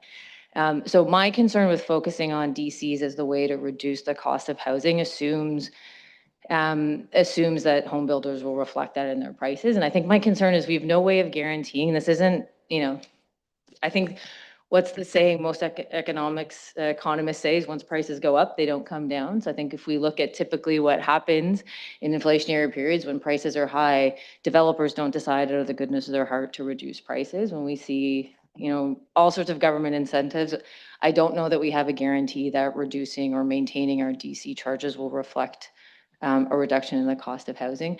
The reason houses aren't as popular as they were a few years ago is because money's more expensive, right? So the ability to buy a $1.2 million home when interest rates are at 1.9 is very different than today when you're buying a $1.2 million home at 3.8 or 4%. And so I think we're being a bit too facile in the way that we're looking at the economics of housing. And so I'd be a bit concerned with not applying DC charges the way that it's recommended on the basis that we have no guarantee that doing otherwise would result in something different. And as someone who looks at, we've talked about growth opportunities in the community. So I'm struggling a little bit with the notion that, we didn't increase, we took a position on taxes and I voted in favor of it. And I was a mixed view, but I knew it was the right thing to do for the time. But we're looking at, when we're talking about potential growth, and then we're not prepared to put the costs where they belong, which is on the folks coming in and buying new homes and growing the community. So I'm struggling a little bit with the notion of deferring for over the course of 5 years. Like everything just keeps going up. CPI doesn't stay flat. So we're suggesting that we defer these increases while the cost of everything else goes up. So I'm struggling a little bit with that. And I think when we look at what the government has done, there's been a lot of policy announcements, the lack of clarity, a lack of direction, and a lack of certainty. So I'm just concerned with waiting for frankly, the province or the federal government at this point. They've all put policies in front of the public that don't really have any guarantees of effect. So I would rather say go with number 1. And then if they actually come through with a workable policy that benefits this municipality, then we'll do the discount. I think that makes good sense. But I think a hope and a prayer, like at this point, just doesn't really make sense to me. Thank you. Anything further? Councillor Grace? Thank you, Mr. Mayor. Just to clarify, so option 5, implementing the full rate and discounting immediately till April 2027. What happens if we don't get any money from the upper levels? I think we're out that money then? I think you look at it the same way as a phase, except in reverse. It's like a reverse phase in, right? You have a discount and the discount just gets smaller and smaller over a period of time until it goes away, right? But if you start by discounting from the full rate, you have the opportunity to collect that fund if it becomes available from the full rate rather than from the current rate, right? So that's what we gain. We gain that possibility, but so we're still phasing in. It's a phase in, just a phase in with the full rate in the bylaw rather than the current rate in the bylaw and working its way up. I don't know, I'm probably not doing a very good job of explaining that, Councillor Grace. And so then next April, assuming that if that happened, then we would be, or council, whoever council is, would be faced with deciding what they're going to do. One of their options could be to go back to the full calculated rate. I think what we would need to do, so we have a resolution before us, we'll consider that resolution. If council doesn't support that resolution and we are interested in that approach, I think we just direct it back to staff to come back to us with a recommendation on how to implement that so that we get some clear advice with some implementation recommendations on it, if council wishes to pursue that option. Because it's not in our list of options and it's coming from my brain. And I think we probably should have an actual recommendation from staff that we know is in line with the DC Act, et cetera, if we want to pursue that. So I think that would be my suggestion that we do if the current resolution fails. Councillor Grace. I'm asking those questions because it's going to affect how I vote on one. I understand, and unfortunately I can't clarify it because we need better advice on it to actually implement it. But I still think I would like to have that advice. Anything further? The Deputy Mayor? Thank you. Councillor Stack made some good points. The $1.2 million house is a reality. However, the $600,000, $700,000, $750,000 houses are needed here. And development charges make a difference at that price. And, those are small structures. Perhaps for a senior couple, young family, and, buying a lot is one thing, then the calculation or the value to build, that even an extra $14,000 on development charges can make a big difference to the lower end of the housing price scale and I'm talking about detached homes. So I do appreciate what you said, but I think it does have an impact with a certain segment of the market, even when it's built in, and it will, I think, be an impediment in some ways for some types of housing. So I won't be supporting option one. To get past this impasse here, the CAO just suggested to me, perhaps we could approve option one and direct staff to come back to us with implementation recommendations at our next meeting. So they could come back, they could answer my question about discounting, come back with phasing recommendations. So we approve option one today with some options for implementation of that rate, which could include phasing, which could include discounting. And then we make this decision tonight, we get past it, we think on it for a couple of weeks, we come back and make a final decision about how we want to roll it out. This is moved and seconded. Would the mover and seconder be open to a friendly amendment to direct staff to come back with phasing recommendations, or not phasing, but with implementation recommendations on option one? Are you asking that we pause the motion or withdraw the motion? No, I'm asking whether you would consider allowing that amendment to be in your existing motion. Yes, I would be good with that. And the seconder is okay with that. So if we consider that, council approves option one and direct staff to come back with implementation recommendations at an upcoming meeting. So that's the resolution before us. Is there any discussion on that? Seeing none, all in favor? And opposed? That's carried. And so now we need to look at the recommendation on the 5 changes to the bylaw. I might suggest that I've heard some comments about this already. I wonder if anybody would be willing to make a resolution that council directs staff to come back with recommendations to align the bylaw with provincial exemptions. The Vice Deputy Mayor would make that motion. The Councillor Grace would second it. So that's moved and seconded. Is there any discussion to that? So the resolution is that council directs staff to come back with recommendations to align the bylaw with provincial exemptions.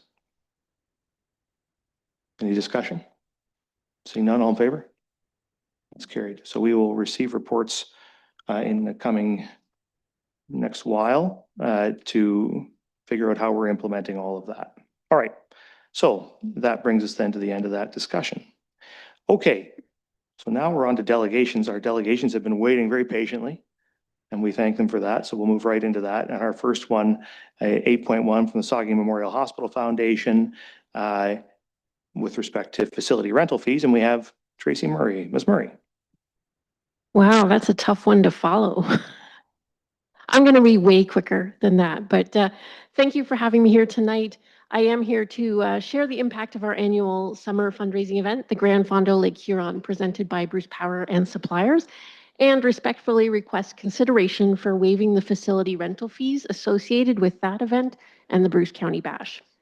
The Grand Fondo has grown into one of the largest and most inspiring community events in our region. I don't think any of us at the time it started in 2018 would have imagined seeing 1,000 riders from not only our surrounding communities, but from all across the province joining us each summer on the courses, or that we would be setting goals to hopefully raise $500,000 in one day. What makes this event truly special is that it's rooted right here in Saugeen Shores, which means we feature our waterfronts, our scenic countrysides, our volunteers, and our big, bold Bruce County welcoming spirit. And they're all showcased through this event. Riders and families, we have discovered through our post-ride surveys over the years, have been extending their stays in Saugeen Shores. They originally would come for the event and stay for a day, perhaps two, and now we're finding riders are staying 4, sometimes 5 days when they come participate in this event. That means they are spending time supporting area businesses, hotels, restaurants, they're shopping and visiting local attractions, all while experiencing everything that makes Saugeen Shores such a special place to visit. But beyond tourism and economic impact, the heart of the Grand Fondo is, of course, healthcare. I'm going to press and hold the button. Oh, I went too far. I knew I was going to break it. That's okay. Since the beginning of the Grand Fondo, which has been 8 years now, the event has raised over $2 million to support healthcare in our community and across our region, which of course directly benefits the residents of Saugeen Shores. If we look back even just over the last few summers of the event, you of course remember bringing Tom to town. The Grand Fondo supported the new CT scanner in the Southampton Hospital, and also recently gave $500,000 to the Mental Health and Wellness Center and $500,000 to the new mammography suite. Every rider who takes part is helping to strengthen healthcare close to home, and 100% of rider-raised funds goes directly to supporting equipment needs. This event is powered by an incredible group of volunteers, sponsors, donors, emergency services, and community partners like the town who come together each year with one shared goal: improving healthcare for our community and our region.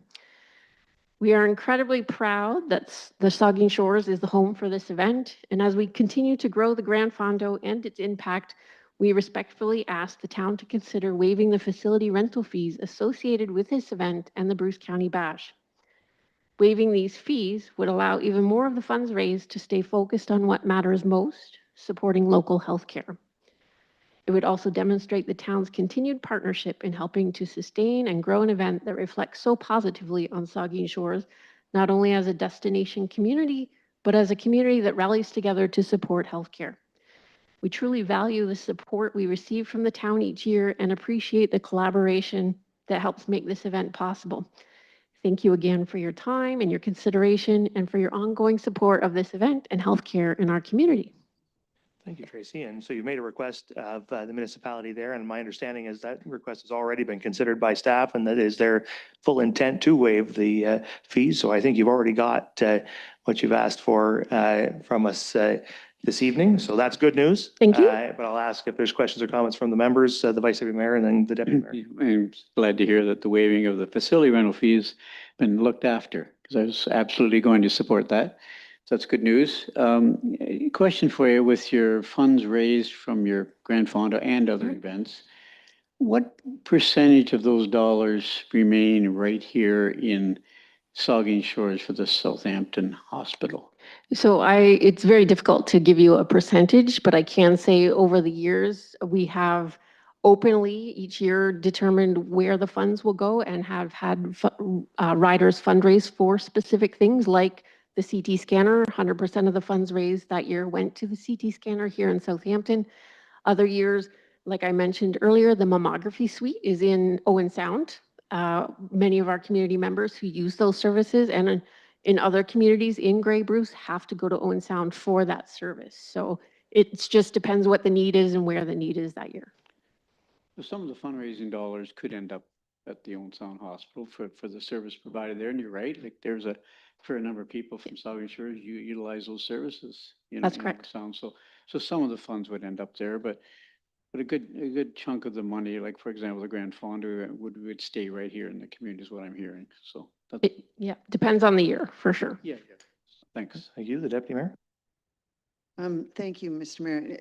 It's absolutely a great cause, so I'm glad to hear that you know, the request has already been taken care of. My question is more related to our process. We attempted to implement a donation kind of contribution category into the budget, which required, you know, advance requests and that sort of thing. And there was a definite dollar amount there. And, you know, some of those dollars are attached to fee waivers and others are direct cash payments. And I guess my question is really, and again, totally supportive of this particular request. I was concerned that we only had about $2,500 left in that account, and I didn't know if that was going to cover it. So I'm glad it's taken care of. But is this another one of the things that encouragement should be made to the organization to get a request in at a specific time so it becomes part of the business planning meetings, the budget meetings? Because you know, again, we were attempting to have a little bit of advance notice, from both ends of the question, so that there could be some realization that was appropriate, but also known in advance. Is that, because I was really concerned that we didn't have any money to do this, and we would have found it, I know, but you know, we were trying to establish something. So I guess it's kind of advance notice if that's what we're hoping for. You got to get a request in earlier next year. Yeah, I think that that's sort of been gone over with the foundation, but maybe the Director of Corporate Services can speak to it. Through you, Mr. Mayor. Per our community donation policy, we will be sending out information to community organizations in June, requesting that they have their submissions to us by September. Okay. Any further questions or comments? Councilor Matt. Thank you, Mr. Mayor, and through you. Hi, Tracy. Hey. I'm glad to see the Fondo and the bash included in your presentation. Can you update us a little bit on the car show for the summer, where that's going to take place now that we're under construction down at the water? For sure I can. I think the original plan was to have it in front of the museum, and that has been changed in consultation with the town. Their recommendation was to have it in the center block out by Walker House in that part of High Street. Okay. Any further questions or comments?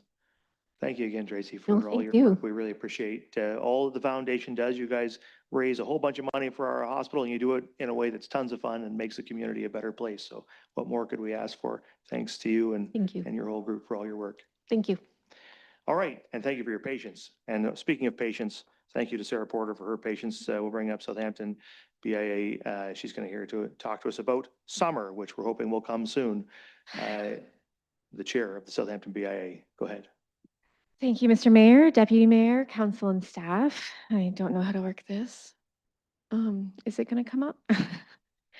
I will say this isn't in our report, but we are excited to have the car show in like a little bit closer to the downtown core. And we have about 6 to 8 businesses that are actually planning on staying open late to support it. So hopefully that will be great for everyone. So this is our summer delegation, and while construction may be over, the hangover is not. And some of that is construction related, but a lot of that is just the economy. So we did do another Love Local campaign this January through March, where similar to last year during construction, for every $20 that was spent in a downtown core, we gave a voucher, and we gave out 14 $100 vouchers to be used in our downtown businesses. All of them have been claimed back, which is really exciting. We are also having a High Street reopening celebration next weekend on Saturday from 1 till 5 with Mayor Charbonneau and MPP Lisa Thompson coming to help us cut the ribbon and invite people back downtown, and I hope that you will all come. We have live music, we have popcorn from the Rotary, we've got some giveaways, games on the corners, and different activities, and then sidewalk sales throughout our downtown core as well to encourage shopping. I would like to introduce the Highway 21 initiative. We invited last fall the BIAs from Goderich, Kincardine, Port Elgin, and Owen Sound to Southampton, and had a one-day conversation with them. It has now led to our 4th meeting at this point. We are trying to expand, and by introducing Experience Highway 21, a collaborative approach, because unfortunately we are not able to survive off of our immediate towns. We do require people coming from within 60 kilometers, day tripping and shopping in our communities. So Experience Highway 21 is meant to show what is available within a 1 hour to 1.5 hour drive from your home base to hopefully encourage people to come and see our communities outside of our July and August months, because we don't need the extras then, but we really need them the other 10 months of the year. So we're excited to bring this partnership together. I see Pierre behind me, and Port Elgin is a part of this, which is really great, to just try to bring our communities together in a little bit more collaborative way. Next up, I would like to talk to you about the OBIA overview. This is something that I've had the honor of sitting on now for 3 years. And we received the Award of Merit for our streetscaping and public realm. We couldn't be more thankful for the work and the collaboration with Rahal and Lucas, and trying to create that collaborative approach with our downtown core. During the construction, post-construction, as I said, it's something that does linger. It's not construction is gone and then everybody comes back. We are still starting to just hear people say, oh, I haven't been back since last year. So it is nice to see that happening again more and more, but we're very thankful for all of the work that they put into making sure that our businesses were aware of everything that was happening. We wouldn't have been able to keep them up to date if it hadn't been for that town support. Which is something that we were able to use towards creating a Ontario-wide construction mitigation toolkit that was broadly based off of the experience that we received with the town of Saugeen Shores. And it is now being presented to communities across Ontario to say this is how you successfully get through a construction period. And having sat on the closing panel for the OBIA conference, I can say that I felt a little out of place because I was consistently talking about how great a relationship that we have and all the great things that we've been able to do. And there was a lot of BIAs out there that don't feel that. So we're very, very appreciative for what it is that we do have with you guys.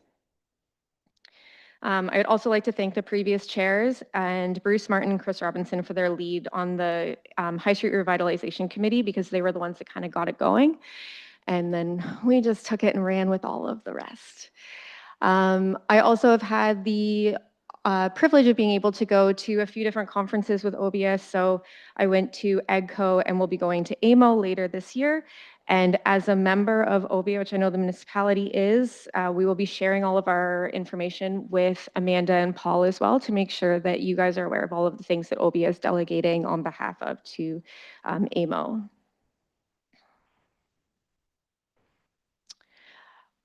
Southampton has been selected as the location for the Escarpment Magazine Summer Spread. It is an 8-page spread. It will feature full photos of Southampton. They go to over 20,000 copies are printed. They estimate that 50,000 people see each issue, so it's a pretty great opportunity to showcase Southampton across the board. We get to select our hairstylists, our makeup artists, our locations, as well as models. So we're going to be selecting from the community to make sure that we can advertise the businesses throughout the magazine as well. And then just a little bit of information. I know that our Councillor Davinsky is bringing this up later, but during the OBIA conference, Elect Respect was brought forward to all of us. The OBIA board has signed this pledge, and so is the Southampton BIA board, and we are bringing it forward, hoping that the town of Saugeen Shores will also join us in signing this. It was quite an impactful moment to hear the mayor of Brampton speak about the experiences that she had while running for mayor. They were quite heartbreaking and horrible. And unfortunately, many members of town staff and community boards like the BIA do unfortunately face discrimination, bad comments, harassment, all kinds of things. And just being able to say, hey, you know, we are part of this Elect Respect pledge, and we support treating each other appropriately, whether that's in meetings, on social media, in texting conversations, or just passing on the street. It's a really great initiative, and it's something that I think we should all be proud of being able to sign up for. So this is something that we are bringing forward and asking the town to consider. And then we are finishing on a happy note. We are installing some new artwork on the Bell Building, where last year we installed our first one. Kennedy Cameron is going to be installing some pieces. We have not yet seen them, but this is the beautiful one that Bruce County has put up. And just a following list of all of our upcoming events for 2026, which we again hope that you'll all attend. And we do have these bookmarks going out so that we will be handing them out throughout the summer to everyone coming, encouraging them to come back for our post-summer events. And like I said, Cruisers Cruise Night is on there, and we are excited. We've got a lot of businesses planning on staying open late. So that is everything. Thank you very much. Sarah, are there questions or comments from the members? Councillor Grace and then Davinsky. Thank you, Mr. Mayor. Sarah, thank you. Pierre, thank you for your leadership. Our BIAs are wonderful. And it's just it's amazing what you do as a volunteer. Congratulations on the award. Congratulations on the toolkit and how successful it is. You know, again, your members of your board, you, and also Port Elgin's BIA. It's just so important to our community. I do have a question from the minutes that are in here. Yeah. What is the barrel demo, including charring at the town hall? So unfortunately, we did not do that this year. It was a rain day, so it wouldn't have happened anyways, but he had a close family loss, so he wasn't able to make it. But what it is so he used to be a wine barrel maker for wineries up in Prince Edward County. So he builds the wine barrels in front of you, so you get to see how they put it all together and strap it with the metal, which is actually quite an impressive technique. And then they put a little tiny campfire in the middle of it. And when you light it, you get to smell all the different scents that go into the wine. So in some of them, it could be more like bourbon scented or honey berries, things like that. So it's a small contained campfire inside a wine barrel, but it's a pretty cool experience. All right, cool. Councillor Davinsky. Yes, thank you very much, Mr. Mayor, through you. I can't be more proud of the Southampton BIA than I am now. And with Sarah being the chair, she works tirelessly on this. I don't know how she keeps her business going, to tell you the truth, but she works tirelessly on this. We are now province-wide recognized, and we are bringing the OBIA meeting to Southampton in June. And I think this is the first time, I think you told me, Sarah, this is happening in a rural setting. So that is pretty impressive. I thank you for all your work. And if you take a look at the activities we've got for the rest of the year, you can see we are very busy. We've had a lot of fine businesses come to our downtown in Southampton. And as my colleague Cheryl Grace said, you have to consider Port Elgin as well.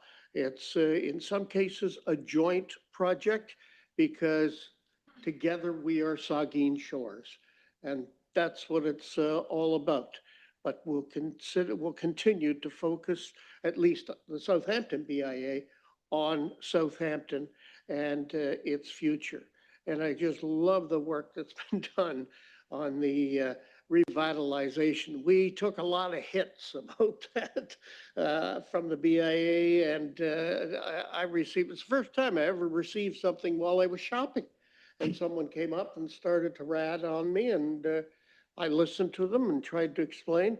But these same people are coming back now saying, hey, it looks great, and it really works. That's what it's all about. Thank you, Sarah. Thank you to the Southampton BIA and the rest of the board members. Thank you. Any further questions or comments from the members? Yeah, I'll just echo all that. Thank you all for all your work, Sarah. We really appreciate it. I know that when the Ontario BIA comes and meets here later this year, they're never going to want to meet anywhere else again. They're going to want to come back to Southampton every year. I'm sure of that. Fingers crossed. Yeah, and that's largely because of the work that you folks do on the BIA. We really appreciate your partnership. It's easy for the municipality to work with organizations when we can have great confidence in their leadership, and we do. In terms of both of our BIAs and with the Southampton BIA, you're just a great organization to work with. And so it's easy for our staff and easy for council to be your partner. And so we're going to continue to do that. So thank you for all you do, and thank you for your presentation. Thanks, guys. Yeah. All right. It's 8:30. We've been sitting here a while. We're going to break for 10 minutes. We'll reconvene at 8:40 p.m.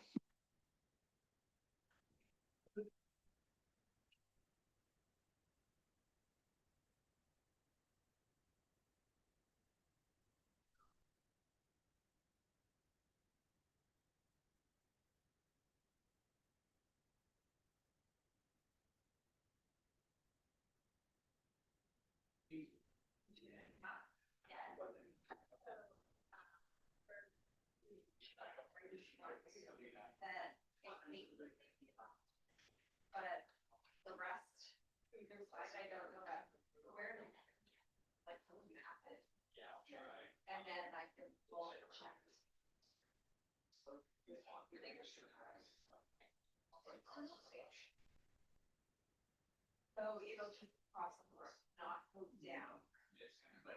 Oh, okay, so then that needs to map exactly where you can, like say, and then it's down the road to on Price Property.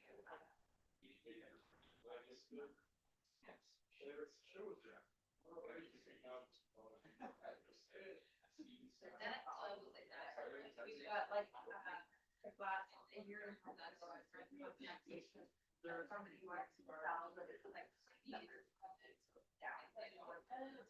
And you know,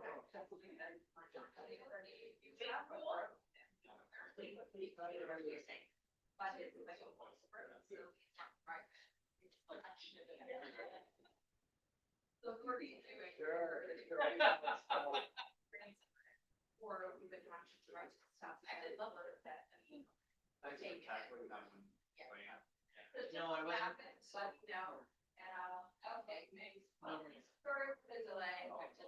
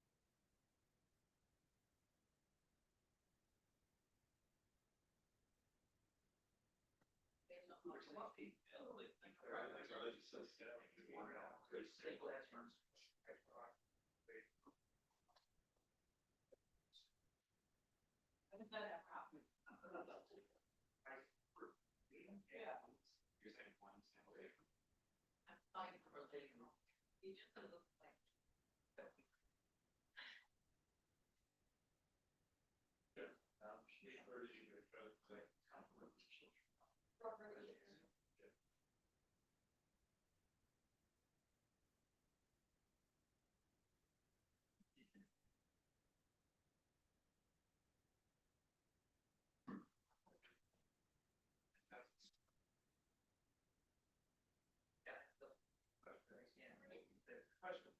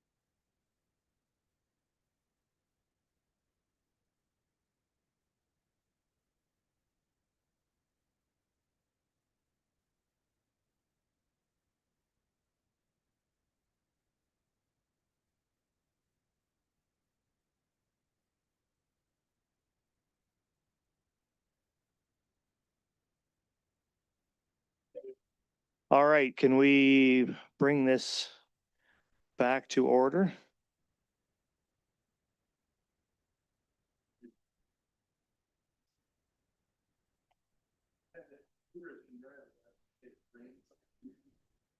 Am I okay to go? Am I good? Yeah? Okay, so we're going to reconvene now. And we're on to 9 reports of municipal officers and committees. First one, 9.1, a compensation review update, and we'll turn that over to the manager, Human Resources.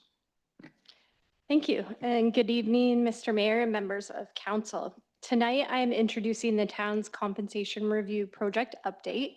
This work was identified as a major initiative in the town's 2026 business plan and reflects council's direction to ensure compensation practices remain fair, transparent, and aligned with policy.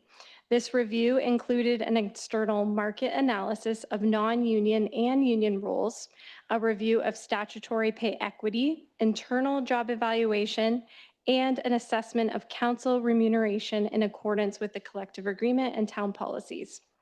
To support this work, the town engaged Gallagher Benefit Services Canada Group Incorporated, an independent third-party consultant with experience in compensation analysis and municipal benchmarking. Gallagher conducted the market review, assessed the town's position relative to comparator municipalities, and developed the recommendations that accompany this report.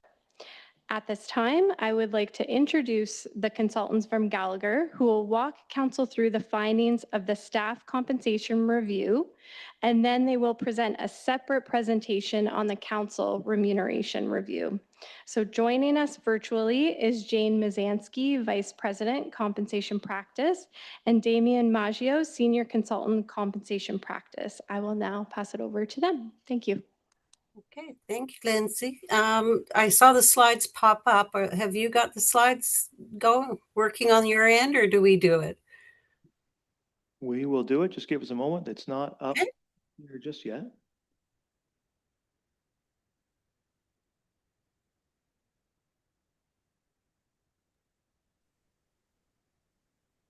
There you go.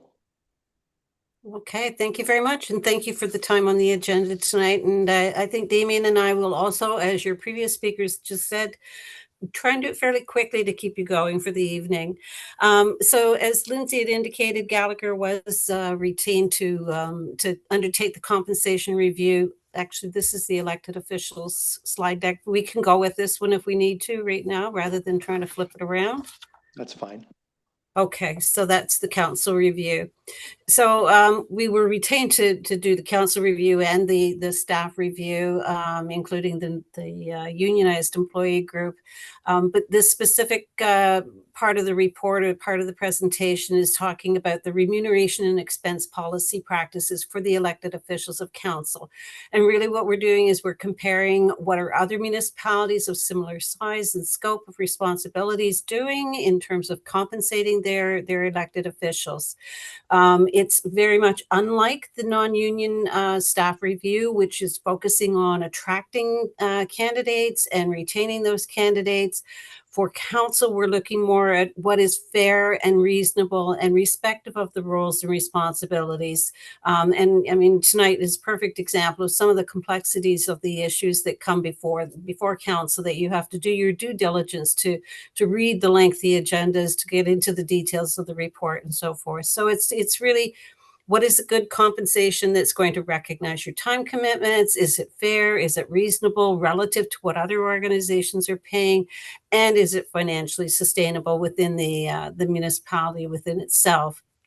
So our report outlines the findings and observations for council's consideration, and I am going to turn it over to Damien to do the details of the analysis that he found. Okay. Thanks, Jane. You can hear me all right? Yeah. Yeah, we hear you just fine. Oh, perfect. So a key component of the review was an external market assessment. We have identified 10 comparator municipalities that are similar to the town in terms of size, governance, structure, and complexity of responsibilities. These municipalities participated in providing detailed information through a survey tool we developed. The survey captured a broad range of remuneration practices, including base remuneration, per diems, expense reimbursements, and allowances, as well as benefits and pension provisions. Once responses were received, the data was standardized and analyzed to provide a consistent basis of comparison. This allowed us to understand not just absolute figures, but also how the town's practices align or differ from prevailing approaches across the province. The list on the prior slide kind of showed the municipalities that reflected the comparator group. Moving into the data itself and the base remuneration, across the comparator group, base pay is generally provided as a single annual amount intended to compensate council and committee attendance for council and committee attendance, meeting preparation, and responsiveness to constituency matters. The town has an established pay policy to align non-union and council pay to the 50th percentile plus 5 of the market plus 5%. The table here you see on the screen shows how the town's base remuneration compares to the comparators by role. As you can see, each role is below the comparator market at the P50 plus 5%, as well as the P50 and P55. We provided these as just comparisons so you can see above and below what your target market pay policy is. In compensation terms for gaps to the market, we can typically consider a role to be at market if it falls within plus or minus 5% of that market. Gaps of 5 to 10% may be competitive, but worth monitoring. While anything that is above that range begins to move into like a higher risk area that warrants closer review. So talking to, moving to the next slide there, page, and talking to pay policy. So as I just mentioned, the town has a pay policy of targeting the 50th percentile of the market plus 5%. Across Ontario, what we're seeing is a gradual trend toward higher percentile targets to remain competitive, particularly given council workloads have been increasing as Jane had kind of talked to a little earlier. As we move on and we're looking at, when we looked at the administrative perspective, the town does align well with market practices in several areas. Most comparator municipalities adjust council remuneration annually, often aligned with the cost of living or adjustments provided to staff. The town follows this similar approach. Where the town stands out is in the area of per diem compensation. It provides a higher per diem rate value than most comparators, particularly for special meetings and conference attendance. However, it's important to note the structure. Per diems are only payable, I guess, when meeting volumes exceed a defined threshold, which helps manage overall cost exposure. And while the rate itself is higher, the eligibility criteria are more controlled than what we see with some of the comparator municipalities. As well, the town provides a greater amount when a council member does attend a conference compared to comparators also. Looking at an insured benefits and pension provisions, the town is well aligned with the market. Most comparators provide health and dental coverage, but don't provide life insurance, and the town does follow this same approach. Similarly, the majority of comparators municipalities do not enroll members into OMERS or other retirement plans, which you're aligned as well. Overall, there's no significant outliers identified in this area.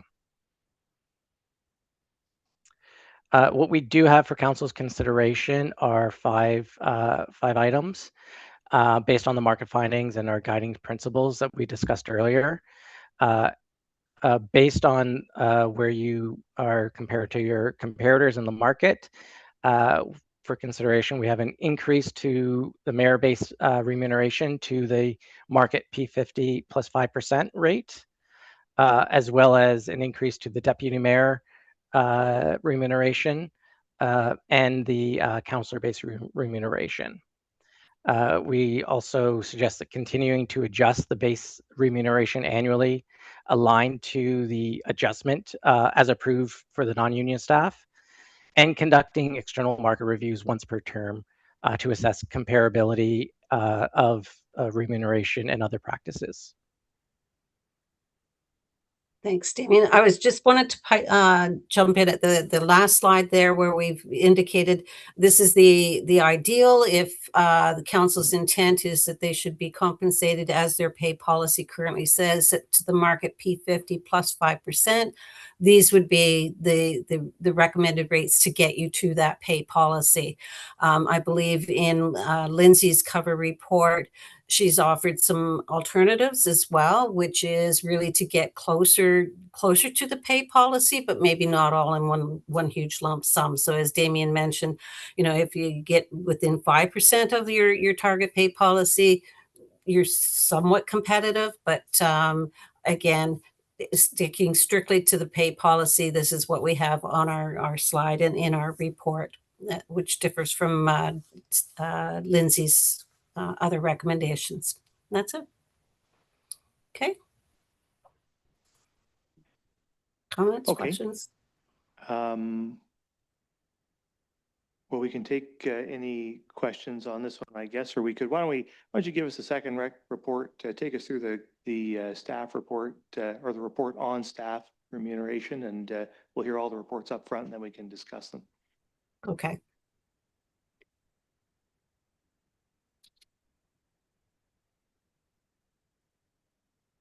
Okay, so again, the focus of the other review was on particularly the non-union employee group, but we also did incorporate unionized positions within the compensation review. We did a market assessment to make sure that you were competitive, or to assess whether you were in fact competitive to your pay policy.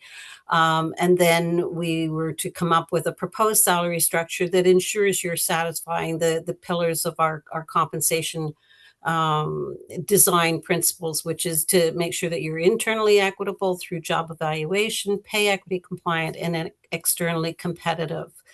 Next slide. The background where we started, we had a compensation review that was completed in 2021, and it was a much more robust review where we did do full job evaluation of all the positions in the non-union group, and we did pay bands, developed the pay bands, developed the job rates, aligning to the P50 plus 5% pay policy.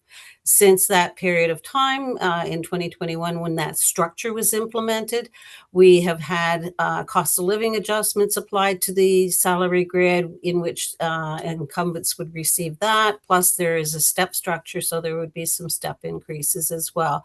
And the cost of living aligned to the union employee group negotiated collective agreement increases.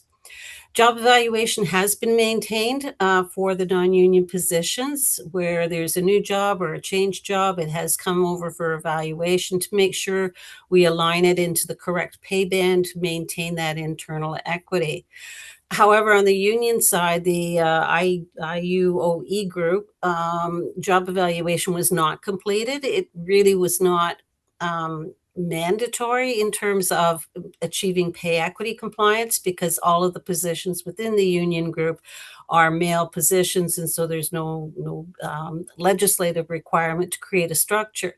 However, in this review, we did take a look at the job evaluation. We applied the same job evaluation tools to the union group. And then legislative compliance, even though you had achieved pay equity compliance in 2021, there is an obligation that you review your pay equity compliance, any new jobs, any change jobs, if there's any changes to the salary structure. It's very important or critical that you would review that pay equity analysis to make sure that you are maintaining your compliance obligations. Next slide. The components of a pay policy, I mean, it basically said these items here, but this is our guiding principles of what we consider when we are looking at a compensation review, whether it be for non-union or unionized employee groups. And it's the first pillar being fairness, where we determine that through job evaluation. That gives us our structure. Compliance is a direct male-female job job rate comparison to make sure that any female jobs are not paid less than a male job of equal value to the organization, i.e. they're in the same pay band. Competitiveness speaks to the external competitiveness. It's really addressing the attraction and retention issues.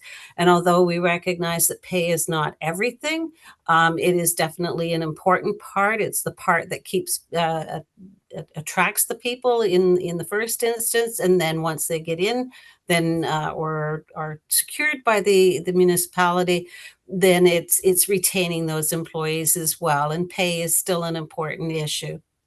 And then the very last bullet point is affordability, and that speaks to the fact that it is a municipal sector or public sector organization. And so we have to be respectful and mindful that whatever recommendations we come forward with you have to be mindful of the budgetary conditions for the municipality.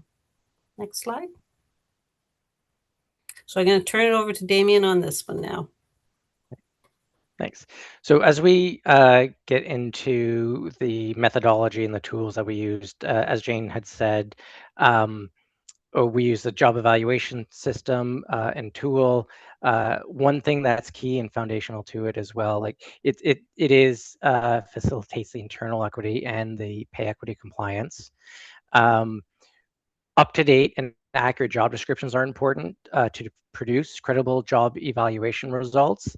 And as Jane had said, the town has been using and keeping up to date the job descriptions and utilizing the Gallagher job evaluation plan and keeping and maintaining it on an ongoing basis.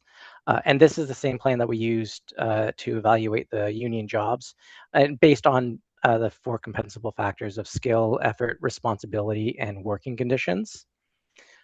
From a job evaluation process, the job evaluation results rather, are used to group the positions into bands of similar value to support that internal equity and pay equity compliance.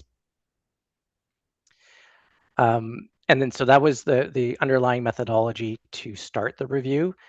When we move to the next page there, and we started looking at the market review phase of the review, we reached out to 11 comparator municipalities, considering again municipalities of comparable size with its population served, operating dollars, employee headcount, unionized environments, similar employment markets, scope of services, actual direct competitors to the municipality. And that's kind of what formed the selection of the 11 comparators that we reached out to.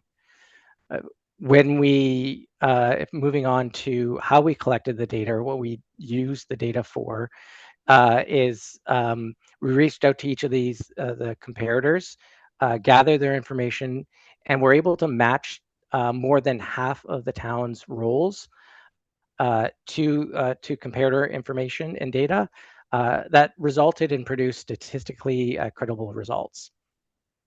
When we do analyze data from comparators, we do go in deep and review each of the data points to ensure that there's credible and valid data, to ensure any outliers or bad data are removed. Outliers could be If one comparator rate is significantly higher or lower than the core group of comparators, then we would remove that data point, so it doesn't unduly influence what the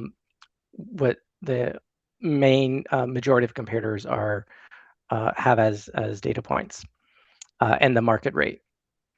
On aggregate, the town is trending higher than the 50th percentile of the market, which is the median of the market, by about 6.8%. And it trends higher than the pay policy of P50 plus 5% by 2.1%. However, there were some greater deviations above and below the market at individual job levels. And as we highlighted previously, anything that's within that plus or minus 5% of the market position or your pay policy market rate, we would consider that to be a competitive to the market. Using the market analysis as well as the job evaluation banding, we reviewed and updated the salary structure, taking into consideration current job rates, the pay equity compliance, market competitiveness, internal equity design principles, as well as the town's affordability. With this review, it produced and we proposed a grid of 15 bands with 5 steps within each band that have a 3% difference between each step.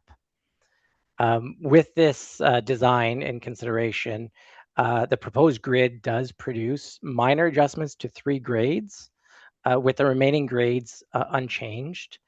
Additionally, there were a couple jobs that we did do reevaluations for that did have an impact on updating the grids as well. From there, we took the market analysis and the job banding and completed a pay equity analysis.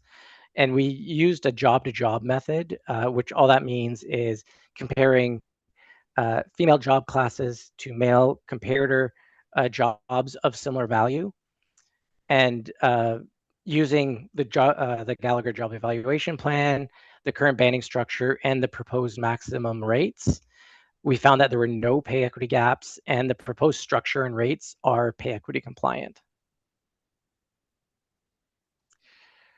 What we have for in this report for Council's consideration are adopting the proposed 2025 salary grid that achieves the internal equity, meets pay equity compliance obligations, and is externally competitive. Implement the proposed grid on a date that aligns with the town's budgetary timelines, as well as on an ongoing basis, maintaining the compensation program by adjusting the grids annually, considering CPI and sector trends, conducting periodic market reviews every 3 to 5 years to assess market position, evaluating jobs, new or changes to existing jobs on an ongoing basis using the job evaluation tool, and testing for pay equity compliance on an annual basis. Although the slide deck really focuses on the non-union group, as I said at the outset, we did include a review of the unionized group. Pardon me. We did create a banding structure, which coincidentally kind of confirms where they have their jobs being paid equally. For example, they have all of their trade positions have been evaluated such that they fall into the same pay band. They're currently being paid the same rate, and so that worked out well. We did a market review of the union positions as well, and of those jobs, there are 2 groups of or 2 pay bands within the unionized group out of 7 pay bands that will be recommending an adjustment to align to the market pay policy of P50 plus 5%. this is stated within their collective agreement as a specific requirement that whenever you do the non-union group, you have to do the unionized group as well. So bit of a difference in how we would treat unionized market reviews, but in this case, it was quite clear through the collective agreement. So I just wanted to make sure that that was, because it is included in the costs in Lindsay's report. Okay, I think that's Okay. it for the slides. All right, very good. Thank you very much. Anything more to add, Lindsay? No? So we do have a resolution here. The first sentence in that resolution has to do with council and the rest is to do with staff. So I think we'll just split that and we'll deal with them separately. So why don't we take first the second half? I'll just read it. That council approved the update to the town of Saugeen Shores non-union salary administration policy. That council approved the recommendations by Gallagher Benefit Services Canada Group Incorporated for the non-union and union compensation review, and the council directs staff to implement the compensation review effective July 1st, 2026. Is there a mover and seconder for that resolution? Moved by Councillor Gray, second by Councillor Mayette. So we're dealing just with those pieces. We'll deal with council after we discuss this. Questions or comments of the resolution on the floor? The Deputy Mayor. Thank you, Mr. Mayor. I just have some questions for clarification. I don't know who they should get directed to. One of the things in the report was related to pay equity. The recommendation includes something that suggests a pay equity review on an annual basis. I just wanted to specifically ask what was required within the law, because the Pay Equity Act, it seems unusual to me that it would be done on an annual basis. Manager Human Resources or the consultant? Go ahead. Sorry, I didn't mean to jump in. The legislation itself is not explicit in saying that you have to do it on an annual basis. It's just something that we recommend as a good pay practice, just because you don't want to create any gaps that might creep in inadvertently. The municipality, I mean, because we are doing the job evaluation on a regular basis and up whenever you have a new job or a change jobs, we're keeping an eye on that, so that again, you don't all of a sudden in 4 years you do another review and you've got a huge pay equity gap. So you want to make sure you don't have that creep into your structure in any way, shape, or form. So the municipality is in good shape in terms of pay equity. You don't have what's called proportional value that can get quite skewed. But you do have an overlap of male comparators coming from the unionized employee group.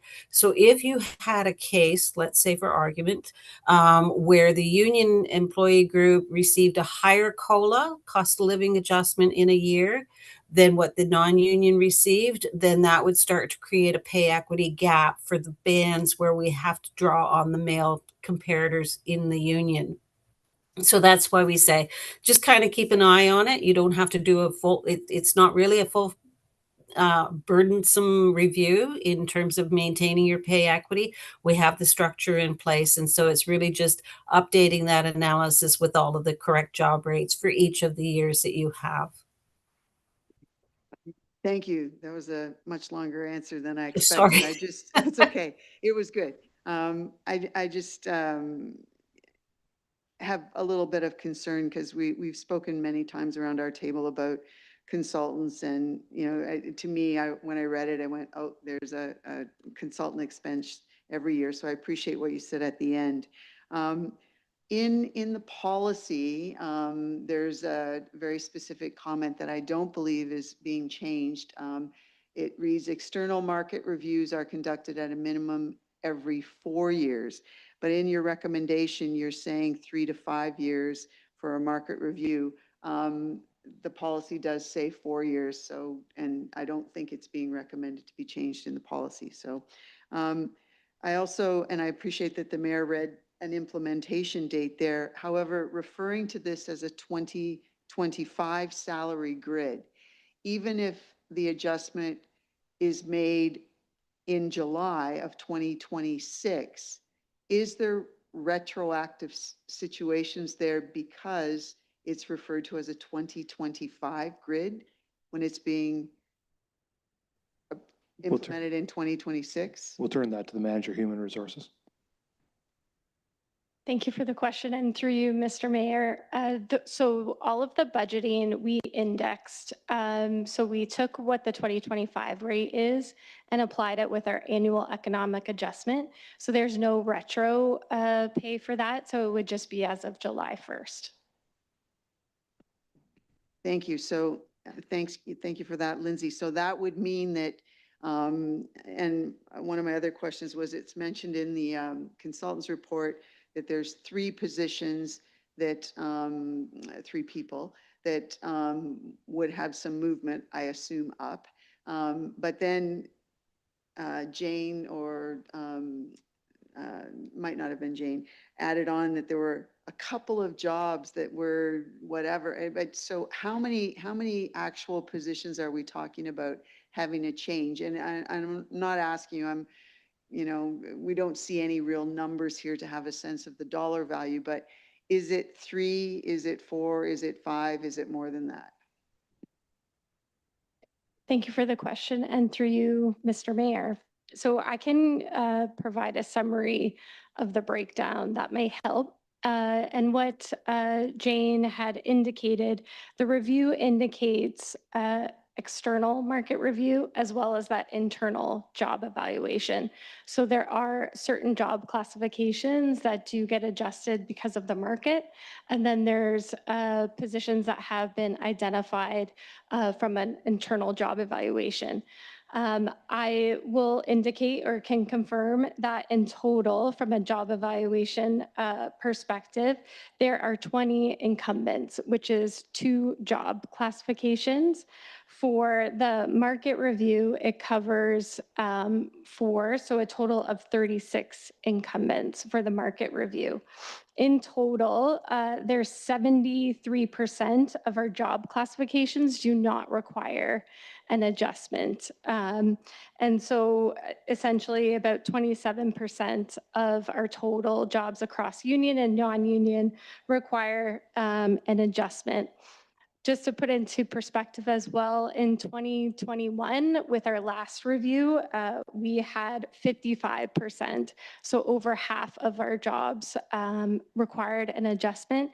So this time around, because our grid has maintained, there's a few positions that require an adjustment that's a bit more targeted, but overall from a total compensation, we're looking at smaller. So when we break that down, from a total financial impact, job evaluation is 30.5%, market is 65.86%, and then council would make up 3.55%.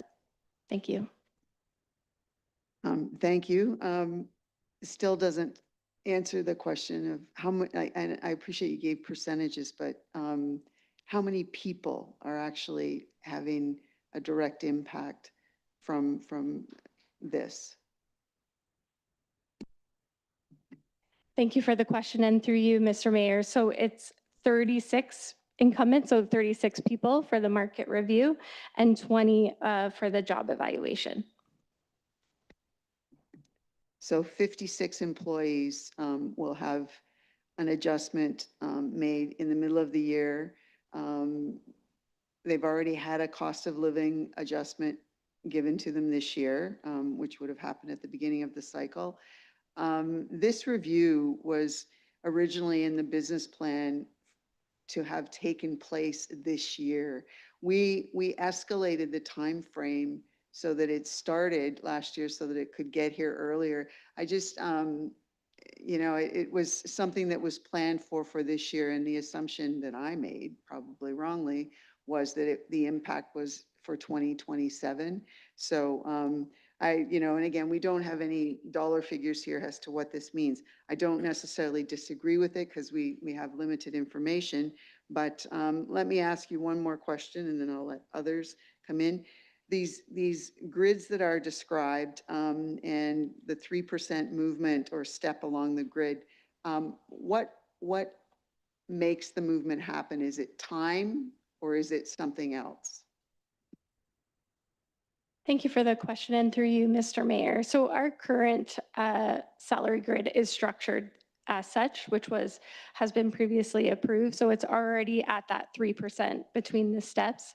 Under our non-union salary administration, which also includes, has the same schedule as our union, our step increases are on an annual basis, which is July 1st, hence why we're suggesting that July 1st effective date. So it's annual in terms of the step progression with that. Thank you. And so you can correct me because I don't have the number, but the number of steps on the grid, I think, is 5. So within 5 years, someone's at the maximum. I just, I find it a little bit difficult to have a report that suggests that we're doing pretty good, everybody's okay, everybody's kind of at the place they're supposed to be or a little bit better, but then 56 people aren't. And so there's some movement there. I'm having trouble putting those together, but thank you very much for the explanation. Thank you. Further questions from the members? Councilor. Thank you, Mr. Mayor. Just briefly, I'll just say that since 2022 was the last 21, since the council made the decision in 2021 to implement a policy and stick to that policy, we're in a better position today. And we're, largely a lot closer to the target of 50% plus 5 for to be competitive in the market. And it is a competitive market, labor market, attracting, the people that work for Matt and the people that work for Raul and recreation. It's a difficult market out there. So I think it's important that we remain competitive and that when we set a target of 50 plus 5, we stick to it. So I like the recommendation and I support it. Thank you. For the comments from the members. Councillor Halpin. Thank you, Mayor. And through you, could you remind us what the COLA was for this year, the cost of living allowance? Thanks. The manager. Thank you for the question. And through you, Mr. Mayor, it was 2.7%. Thank you. Any further comments? Deputy Mayor. Can I just ask one more? How many employees does the town have that full-time employees? Because I'm not talking about part. I'm just curious how many employees we're at now. I remember the day when we hit 100. That was a while ago, though. So how many full-time equivalents? The manager. Thank you for the question. And through you, Mr. Mayor. So when we are talking about those incumbents, that also includes temporary part-time, permanent full-time. And so our total is actually around 223 because right now we're in the seasonal operations. From a permanent full-time perspective, we're approximately around 100, just a little over 100. I'm just pausing because the numbers, when we're looking from an HR perspective, we also factor in police, which is not part of this process. But when we talk about the incumbents that are being effective, you want to think about the total employee base, which includes our temporary part-time staff as well. Thank you. Any further comments? Councillor Stack? Yeah, I just wanted to clarify. I think the Vice Deputy Mayor had noted the financial impacts of this proposal weren't included in the report. I just want to double check because there is a number at the bottom. I think it incorporates the the proposal for council and for the town. But so of the $92,042 for this year, just is that, if I read this correctly, that's not additional cost, that's already contemplated in the budget. Is that accurate? Okay, so I get a head nod, so that's a yes. And then the estimated cost for the full program as provided in your report, including whatever council remuneration policy you've recommended, which we are not voting on yet, is about just under 200K. Is that okay? Just wanted to make sure. Thank you. Further comments from the members? I think, I think it has served us well in the past to implement these recommendations when we receive them. I think we always, in my recollection, always have when we do these compensation reviews. And the town of Saugeen Shores has a really, I think, a really robust compensation approach for our union and non-union employees, where our union employees follow along with our non-union employees in terms of these compensation. So I think council is well advised to remain very fair in how it is applying compensation, because I think we have a good and positive relationship with our union employees and our non-union employees, and that pays us dividends not only financially but in terms of the overall operations of the municipality. It's a positive thing for all of us, and hopefully it's a positive thing for as much for employees as it is for this council and for the whole community. So I think we have a very positive thing going there. I think this is a reasonable. This P50 plus 5 approach is a very reasonable approach. So we do a review, we find out what that is, we apply it fairly and openly with a fair and open report. The public can see it, staff can see what we're doing, everyone can understand it, and that's how I think that's how you retain a positive relationship with your employees. So I certainly support it and appreciate the work on it. Is there any further comments or questions to Deputy Mayor? I just wanted to clarify Councillor Stack's comment. So the $92,042 is for half a year, 2026, and it's being funded because it's in the salaries and benefits budget through defined identified vacancies. So the assumption is when those vacancies are filled, already there's $100,000 increase, but then for 2027, the estimated cost of $198,763 per year. A very small portion of that will be, I know we're getting to council, a very small portion of that will be related to council, I believe. So just to keep in mind that this represents likely almost, well, it's a $200,000 increase on the tax levy next year already. Mm-hmm. Thank you. Any further comments, Councillor Stack? So I just want to note good comment on the cost. I just wanted to, and I don't know if we factored this in, the cost of training new staff. Like, do we have a sense of what it costs when someone leaves? Because I don't want to, point out the obvious, but we do have an employer in this town that we're competing with. So I think when we look at this, we have to be mindful of who a lot of these folks can go to if we're not careful about our competitive wages. So I just want to understand if we've factored in the costs of retraining new staff, like what that costs the town. The manager. Thank you for the question, and through you, Mr. Mayor. It's challenging to quantify as it can change depending on the position. It certainly has an impact. There's a ripple effect that happens when staff leave and we have to recruit and retain. In Saugeen Shores, we're in a very unique location, and we have unique competitors that other municipalities might not have. So it is difficult to quantify. And it's going to change depending on that particular role and what the market is saying for that role as well. Thank you. So we do have a resolution. It's moved and seconded. Is there anything further? If not, all in favor? Opposed, if any? That's carried. Thank you. All right, so now we're on to the second half of this, which is the council point. So the only thing written here is the council, so it's already been divided for me. Holy smokes, the clerks are working ahead of me. So now I can find it. There it is. So the resolution there is that council provide direction with respect to council remuneration updates. So we have a series of options there. I would suggest we look at the report from the manager and scroll down to that chart, which shows the options. I think your options really are to do nothing.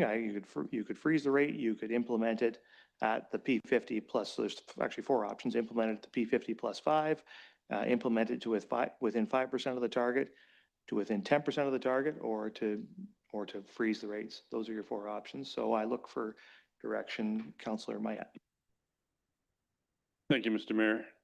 And through you, I keep in mind, we're not voting ourselves a raise. This is for the next term of council. Is that correct? Yes, it is. So this won't be implemented until end of November, which is after the election. Okay, so let's clear that right away. We took the choice back in 2021. Was it the last time we had a review of this, or it was sooner? I thought it was Yeah, The manager? it was 23, I think. 23. And we took the decision at that point to be very conservative and not implement the full 50 plus 5% rate. And as a result, we find ourselves in a situation where we're recommending for councillor 21%, 16%, and 14 and 9 respectively for the 4 different positions on council. And that's up from, I think it was 16 or 18 for the councillor position back then. And so the longer we put this off, the more difficult we make it for future councils to make an implementation and bring us back to our stated objective, which is 50 plus 5%. And so if we want to continue to attract people to apply for this job and put their names on a ballot, then we need to at least remain competitive within our comparator group.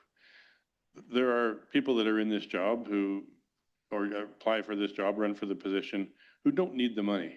Lots of people will say, I don't do it for the money, and I've said that too. But there are people who it would genuinely be something that they would apply for the job for, because not everybody has a secondary income that fully compensates their way of life. So as much as it might not be essential for all of us sitting around the table here today, it's a significant factor, I believe, in attracting the proper people to the job. We've already seen on social media earlier this year how we're significantly behind even our neighboring municipality of Kincardine for compensation. So I would like to make a recommendation that we go with the summary 50 plus 5% and bring us back to our stated objective, the objective we just used for non-union and union staff, and bring us to our competitive spot. We are the fastest growing and I would say busiest municipality in our region.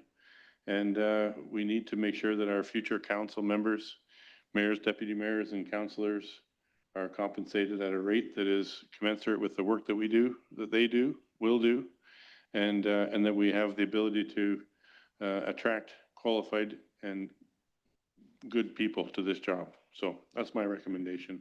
And if you'd like, I'll make that a motion. Well, that would help. So it's moved by Councillor Mayette that council implement the P50 plus 5 rate of remuneration for council. Is there a seconder? That's seconded by Councillor Davinsky. Discussion on the resolution. The deputy mayor. The deputy mayor and then Councillor Davinsky. I don't disagree with what Councillor Mayette said, and I remember the conversation we had a couple years ago, so I don't disagree. It was interesting. The consultant said in her comments about full-time staff, pay is not everything, but it's an attractive and important issue. So, that's the point that you were making too. For some people, it's not everything, but it is important and it is attractive. I also read in the consultant's report, not specific to council, but it was about job descriptions. And that's one thing that I hope in the next term, there's a little bit of a fleshing out of that, because I don't know about other members around the table, but I've since, before around Christmas, a couple people have sat with me and asked me, what do you do? What actually goes on there? And I know some people watch us because the job description part really would help determine, just what's involved with doing this. So I hope with the next term that there's a, something there that suggests what's required and what the expectations are. The one line, and I'm kind of disappointed that the vice deputy mayor isn't still here, because there was nothing in the consultant's report about that position, because there's nothing to compare it to. It's unique in the province. It's a job I held once upon a time myself. There's no reference as to how that increase is sort of being suggested there, and it is 16%. And again, it's not anything about Mike Myatt, and again, I had the job too once upon a time, so I know what the vice deputy mayor does and doesn't do. But where did that figure come from? Do we have a sense of why that's where it's at? Manager. Thank you for the question, and through you, Mr. Mayor. So similar to when Jane, the consultant, were looking at the non-union and union pay grids and how that's established, what the differential is between each of the job classifications. We do the same thing for council. And so we're looking at what is the difference between what a mayor makes versus deputy mayor, vice deputy, and councillor. Obviously, we do not have comparators. We're unique in the fact with that role. And so that percentage aligns with the current percentage difference between the vice deputy mayor, mayor, and council. Okay, further comments from the members? Councillor Grace? No, I had Davinsky first, pardon me. Councillor Davinsky and then Grace. Thank you, Mr. Mayor. 2023, when Councillor Mayette brought this up, I was dead set against it because we had just done something to control expenses with something, then we're going to turn around, and I remember saying, oh, let's give ourselves a raise. And we didn't. But we're getting further and further behind. And Councillor Mayette mentioned we're less than Kincardine right now. We're less than South Bruce Peninsula right now, although they weren't one of the comparators. It's time to say we've got to catch up and leave it so that we are competitive. And as the mover says,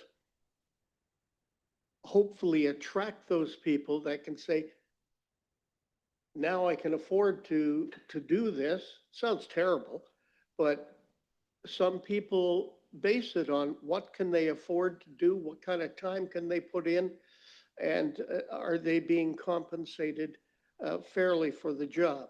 We haven't been, but we've done the job anyway, and I'm proud of all of council for doing that.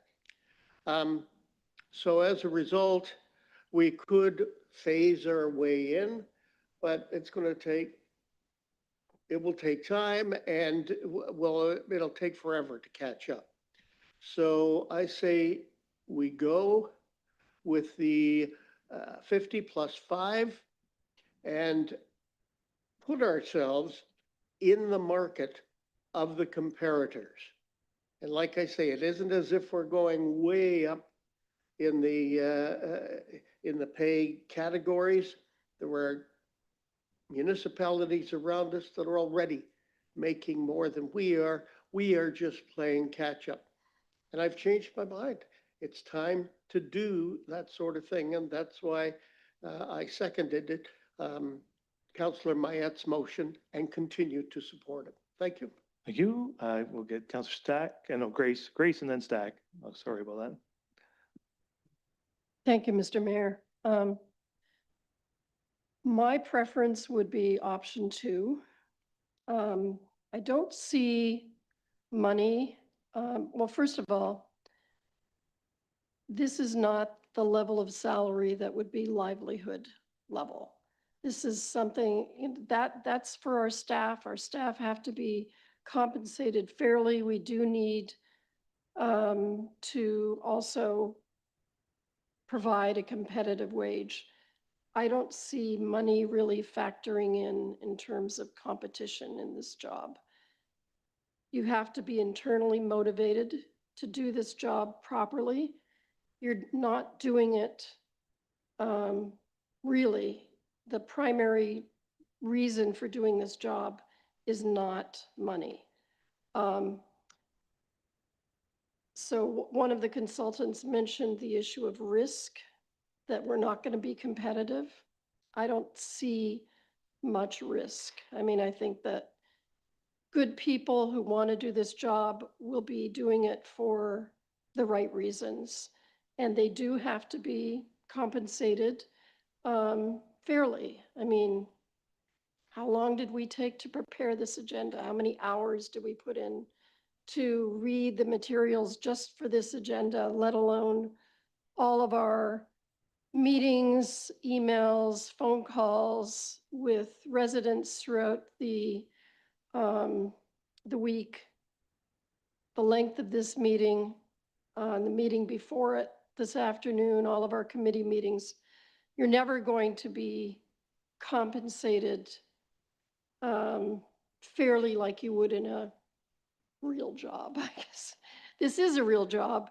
You're just never going to end up being paid for it. You do it because it's the right thing to do and you want to do it and you want to help your community. So I think option 2, it's better. Option 3, at first I thought I liked that, but I didn't like the fact that the mayor didn't receive any increase. If anybody works harder than anybody else, it's the mayor. I believe that the mayor should receive some kind of increase in this proposal. So that's why I'm going with option 2. I don't equate us with the level of necessity that's provided with the market summary model. Councillor Stack. Thanks. I think, so I only support maintaining the current rate. I think similar to Councillor Grace, I'll probably be less eloquent. I think you do the job because you want to be elected and take on a role in the community. I think the point's well taken that this isn't a full-time job. It's not compensated as a full-time job, and that's not the intent or design of the job. And I think at least, the extra somewhere between, I think it's like $2,000 and $5,000. I don't think that's going to be the driver for motivating folks to do the work. And when you break that in over a year, in particular, and moreover, we talk a lot about austerity and managing expectations and managing costs here in this room. I think we've made some decisions and articulated a desire to make some harder decisions going forward. So I think along that vein, I certainly won't support a change in our compensation. Thank you. Councillor Halpin. Thank you, Mayor, and through you. When this came up last time, they recommended a 28% increase for us, and this time it's 20%.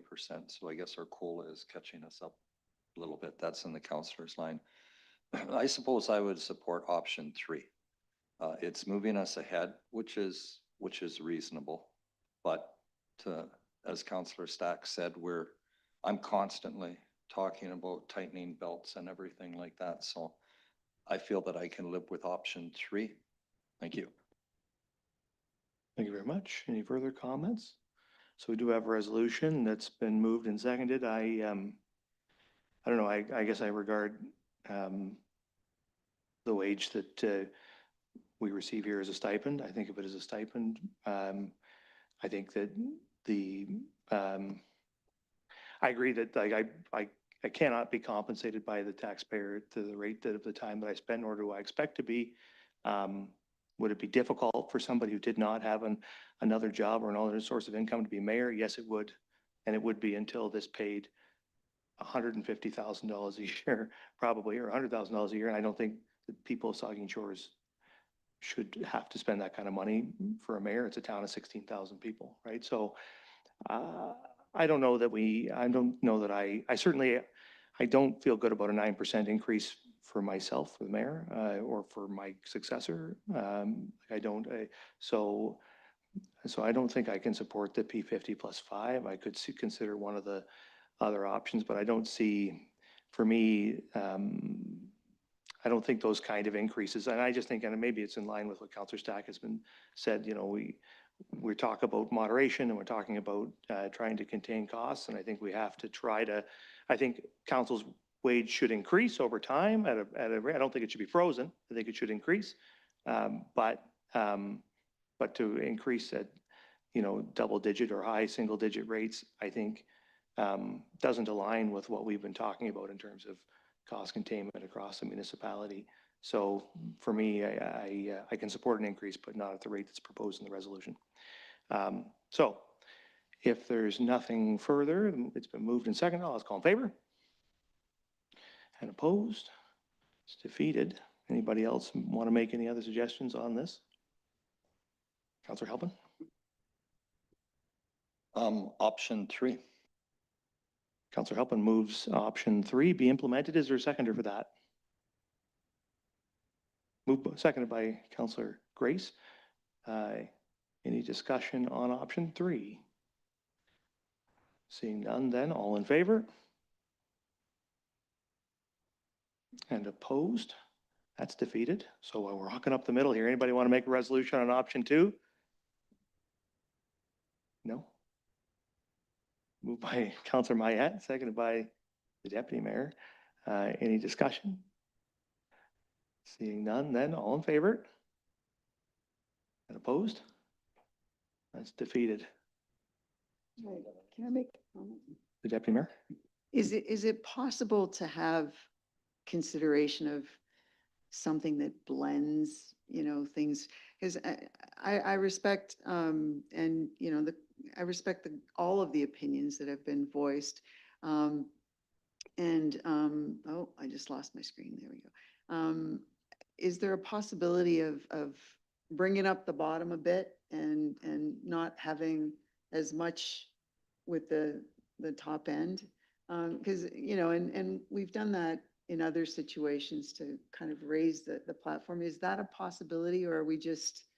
Councillor Davinsky suggested, I know he wasn't making a suggestion, he said he didn't support it, but he did raise the notion of a phase-in of heading towards something with perhaps a slightly higher than COLA increase over time. Maybe we could get back some recommendations from staff on some alternatives around this. Like I say, I think that the wage should increase and probably should increase above COLA at some level over the coming years. Perhaps we could get a recommendation on a policy we could implement that would give us an increase a little above inflation for a period of time to try to get caught up. As Councillor Halpin pointed out, we have caught up a little bit perhaps through COLA increases. So maybe if we continue on that path with a slightly accelerated timeline in something a little more reasonable, we can get there. So I don't know, any thoughts on that, the CIO?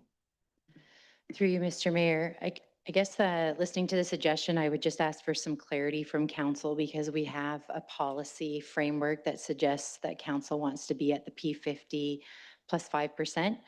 This is the second time in 2 years we brought it forward with that recommendation, and it hasn't moved forward successfully. So while I think we can absolutely phase something in if that's council's preference, I guess I would also just ask for clarity around the target, so that when we go into the next review, which would be in 4 years from now, ahead of in 2029, with that rate, that we have clarity on where council wants to be. And we could also, so at the same time, we could bring forward a change to the policy if that's necessary. Councillor Halpin. Thank you, Mayor, and through you.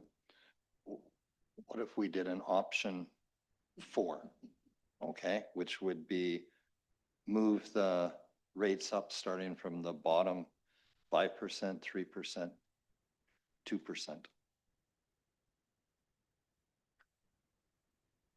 I think that, and so we could do that, and that's, so you're talking from by the bottom, you mean from councillor, vice deputy mayor, yes. Is that what you're saying? So we could look at a breakdown like that. I think the thing is that we've never really had a policy that council has stuck to on this topic, right? We do a market review and we consider what's necessary, and that's always going to be the way it is. This is council. It's not staff, right? Council's going to have always struggle to set its own wage. So you're never going to be able to have a target. All you're going to be able to do is do reviews, come back to council with the results of reviews, and let council make a call as to where its wage is going to resolve. So what I would say is dispense, from my perspective, dispense with the notion of creating a policy and come back with with a possibility, perhaps along the lines of what Councillor Halpin has suggested, or some other options, a phasing option. Give us a few options to implement here, so that we can set something here. I think that's all we can do here is just pick something we're comfortable with. Council or the CIO. Through you, Mr. Mayor, just instead of coming back, I wonder if council would have been amenable to directing us to phase it in over the 4 years. So it would be at the end of the 4 years, it would meet the P50 plus 5%. Is that where Councillor Halpin was going with the 5-3-2? Or did I misunderstand? Well, you could, Councillor Halpin, why don't you made a suggestion, you go, so councillor be set at 5%, vice deputy and deputy mayor be set at 3%, mayor be set at 1%. Is that what you suggested? Or 2%? Thank you, Mayor. And through you, I suggested going from the bottom up from councillor, 5%, vice deputy mayor, 3%, deputy mayor, 2%. Okay, that's fine. Just Understood. go mayor 1%, just so you get something. No, that's cool. I now understand. So there's a suggestion, or it could be a motion. The deputy mayor, do you have a comment? Is there a possibility of getting the document that we received, and I'm sure Council Stack will, if I missed where it was in the document, you can help me out, but the financial impact that's noted here is if option 3 was chosen. And, you know, when you look at that dollar value, it's less than 25. It would add $22,000 to the budget for 2027. So it's exactly so, but that's for option 3. I don't like the idea of, you know, in the absence of job descriptions. I appreciate what Councillor Gray said about the mayor's role. You know, I'm busy too as the deputy mayor. I've put in a lot of time. So, you know, I recognize that I don't do it for the money either, but do we have a dollar figure for what the first option actually would cost? Because, you know, it's noble the way that some of us think, but what is the reality of the dollar value on a budget the size of this community? Did you just do some math there, Luke? It's in the report there. If you just look below the table, right, it shows that the total, well, that's the 10%. Sorry, OIC, yeah, 10% would be, what's the next page? The P50. Can you pull those numbers, Lindsay? Go ahead. Manager. I'd have to do a full assessment if that's the direction that council would like to see for the full P50 plus 5%. Yeah, that number's not in there. Because I'm rethinking my vote now because, you know, I think it would be wrong to wait 4 years and to do something that gets you to a number that relates to a 2026 number in 20 whatever, because then there's going to be a different number. So I'm surprised that we didn't get costing on all 3 of them. So I would appreciate seeing that, and perhaps can we have this come back? I think we may have to, because we're just bogging down here into nothing.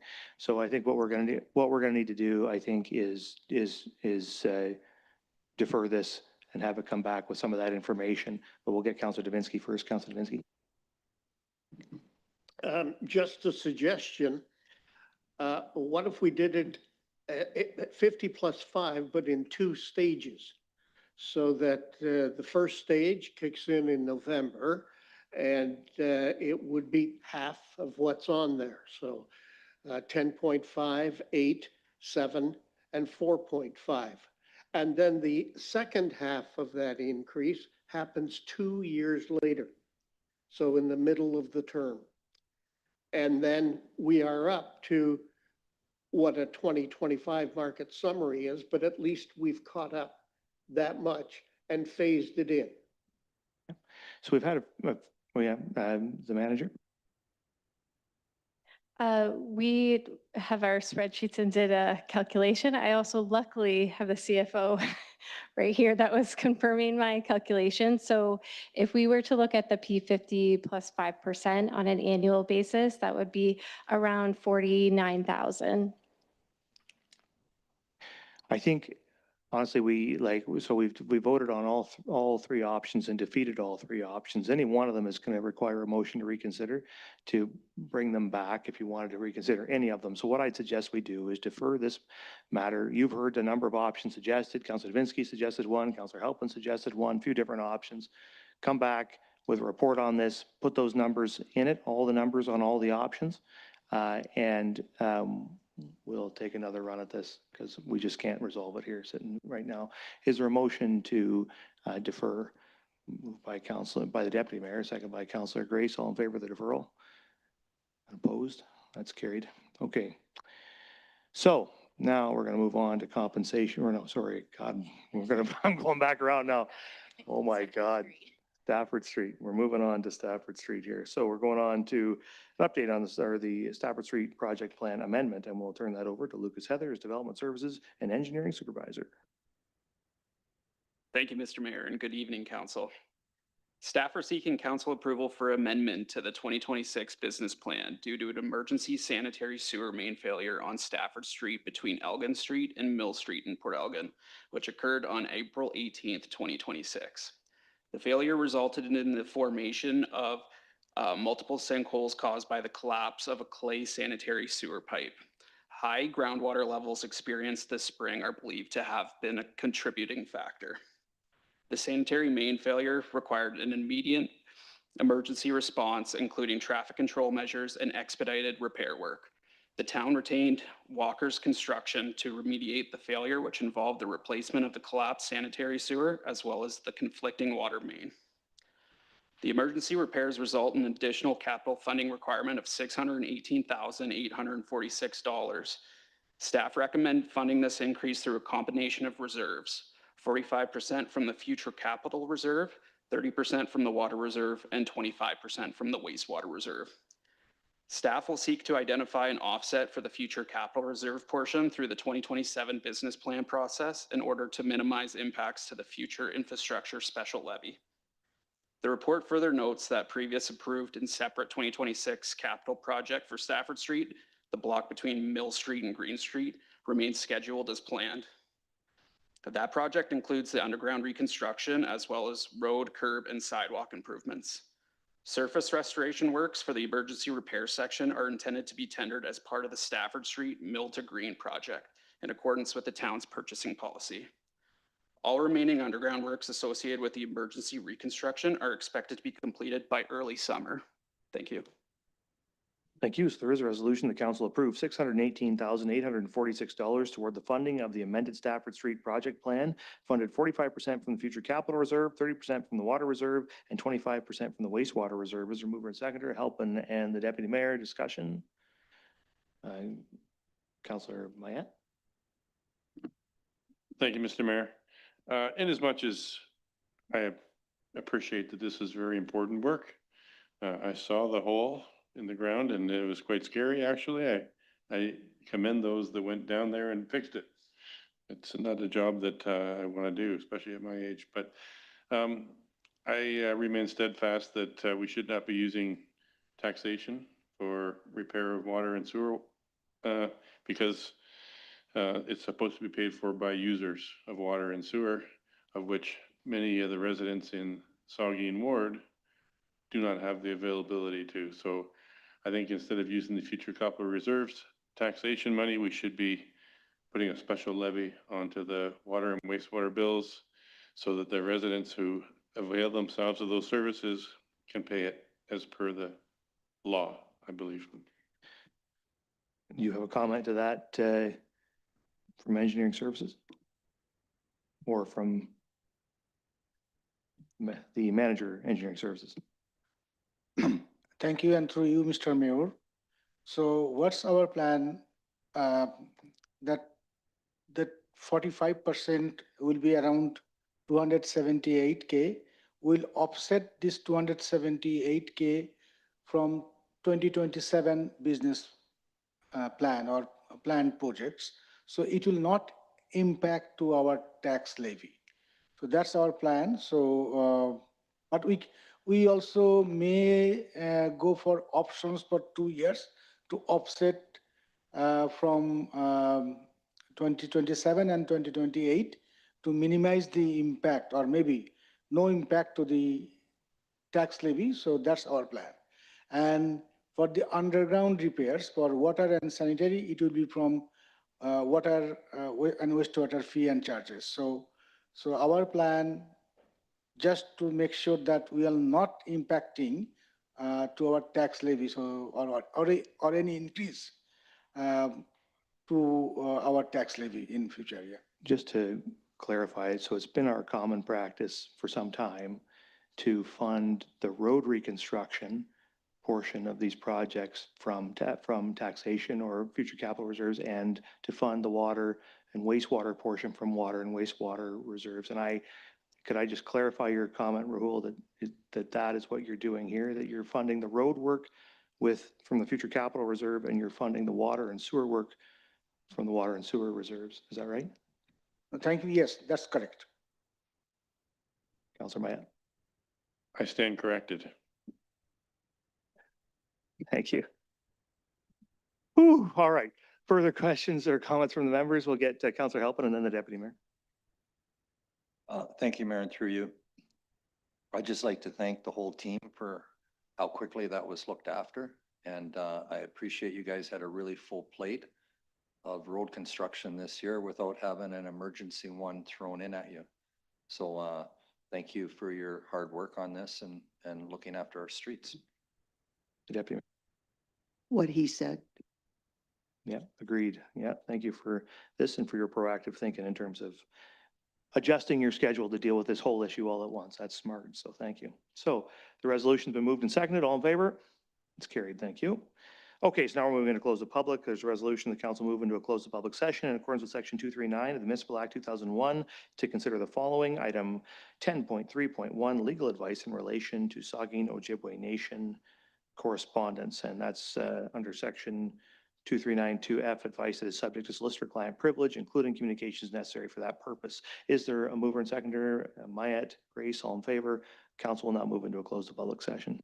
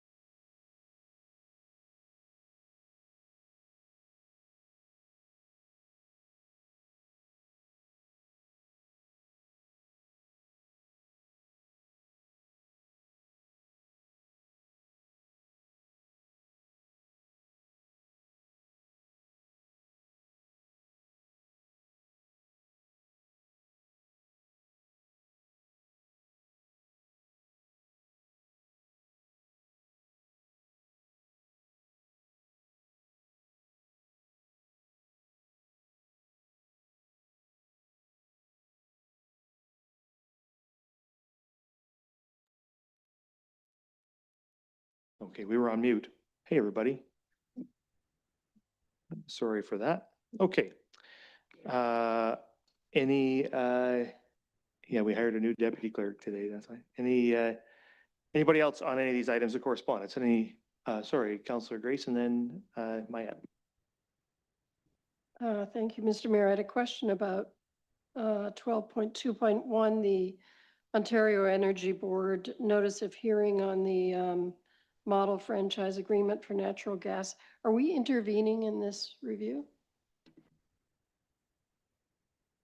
The CIO says not unless there is direction from us today. Okay, Councillor Maya.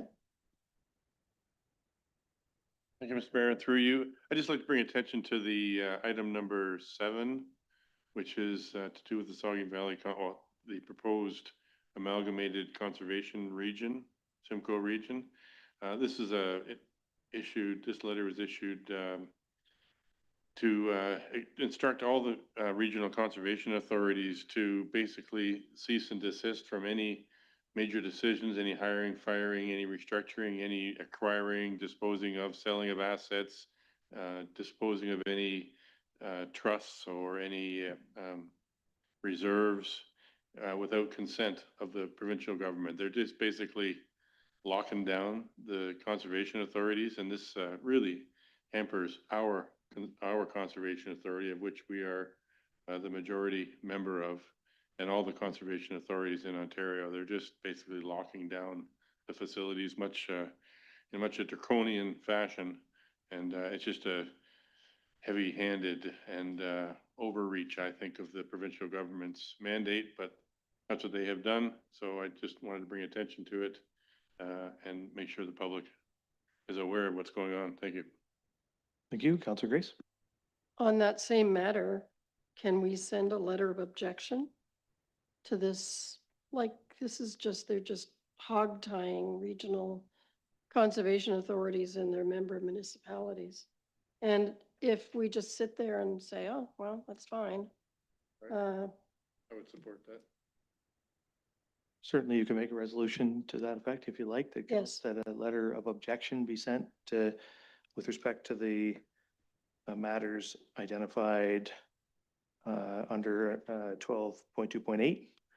Is there a seconder for that? Councillor Mayette.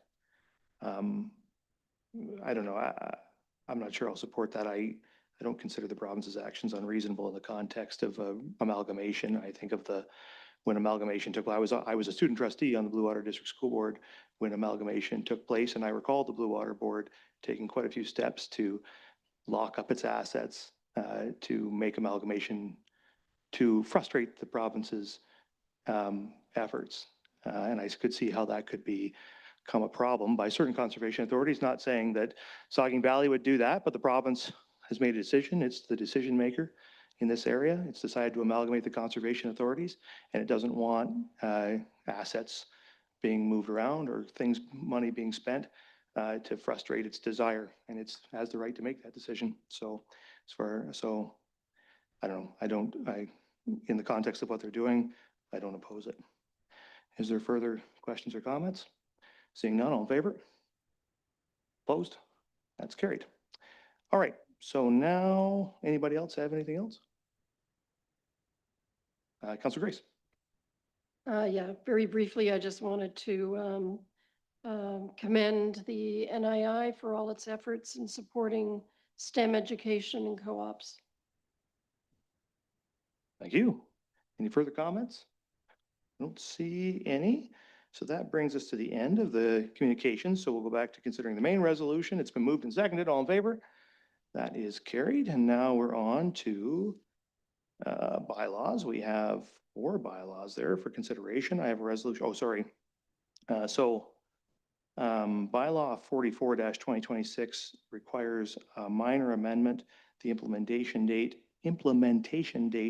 in the bylaw before you is immediate, and the date that it was supposed to be was June 1st, 2026. So an amendment to the bylaw 44-2026. So I'm going to read that as amended unless there's any objection.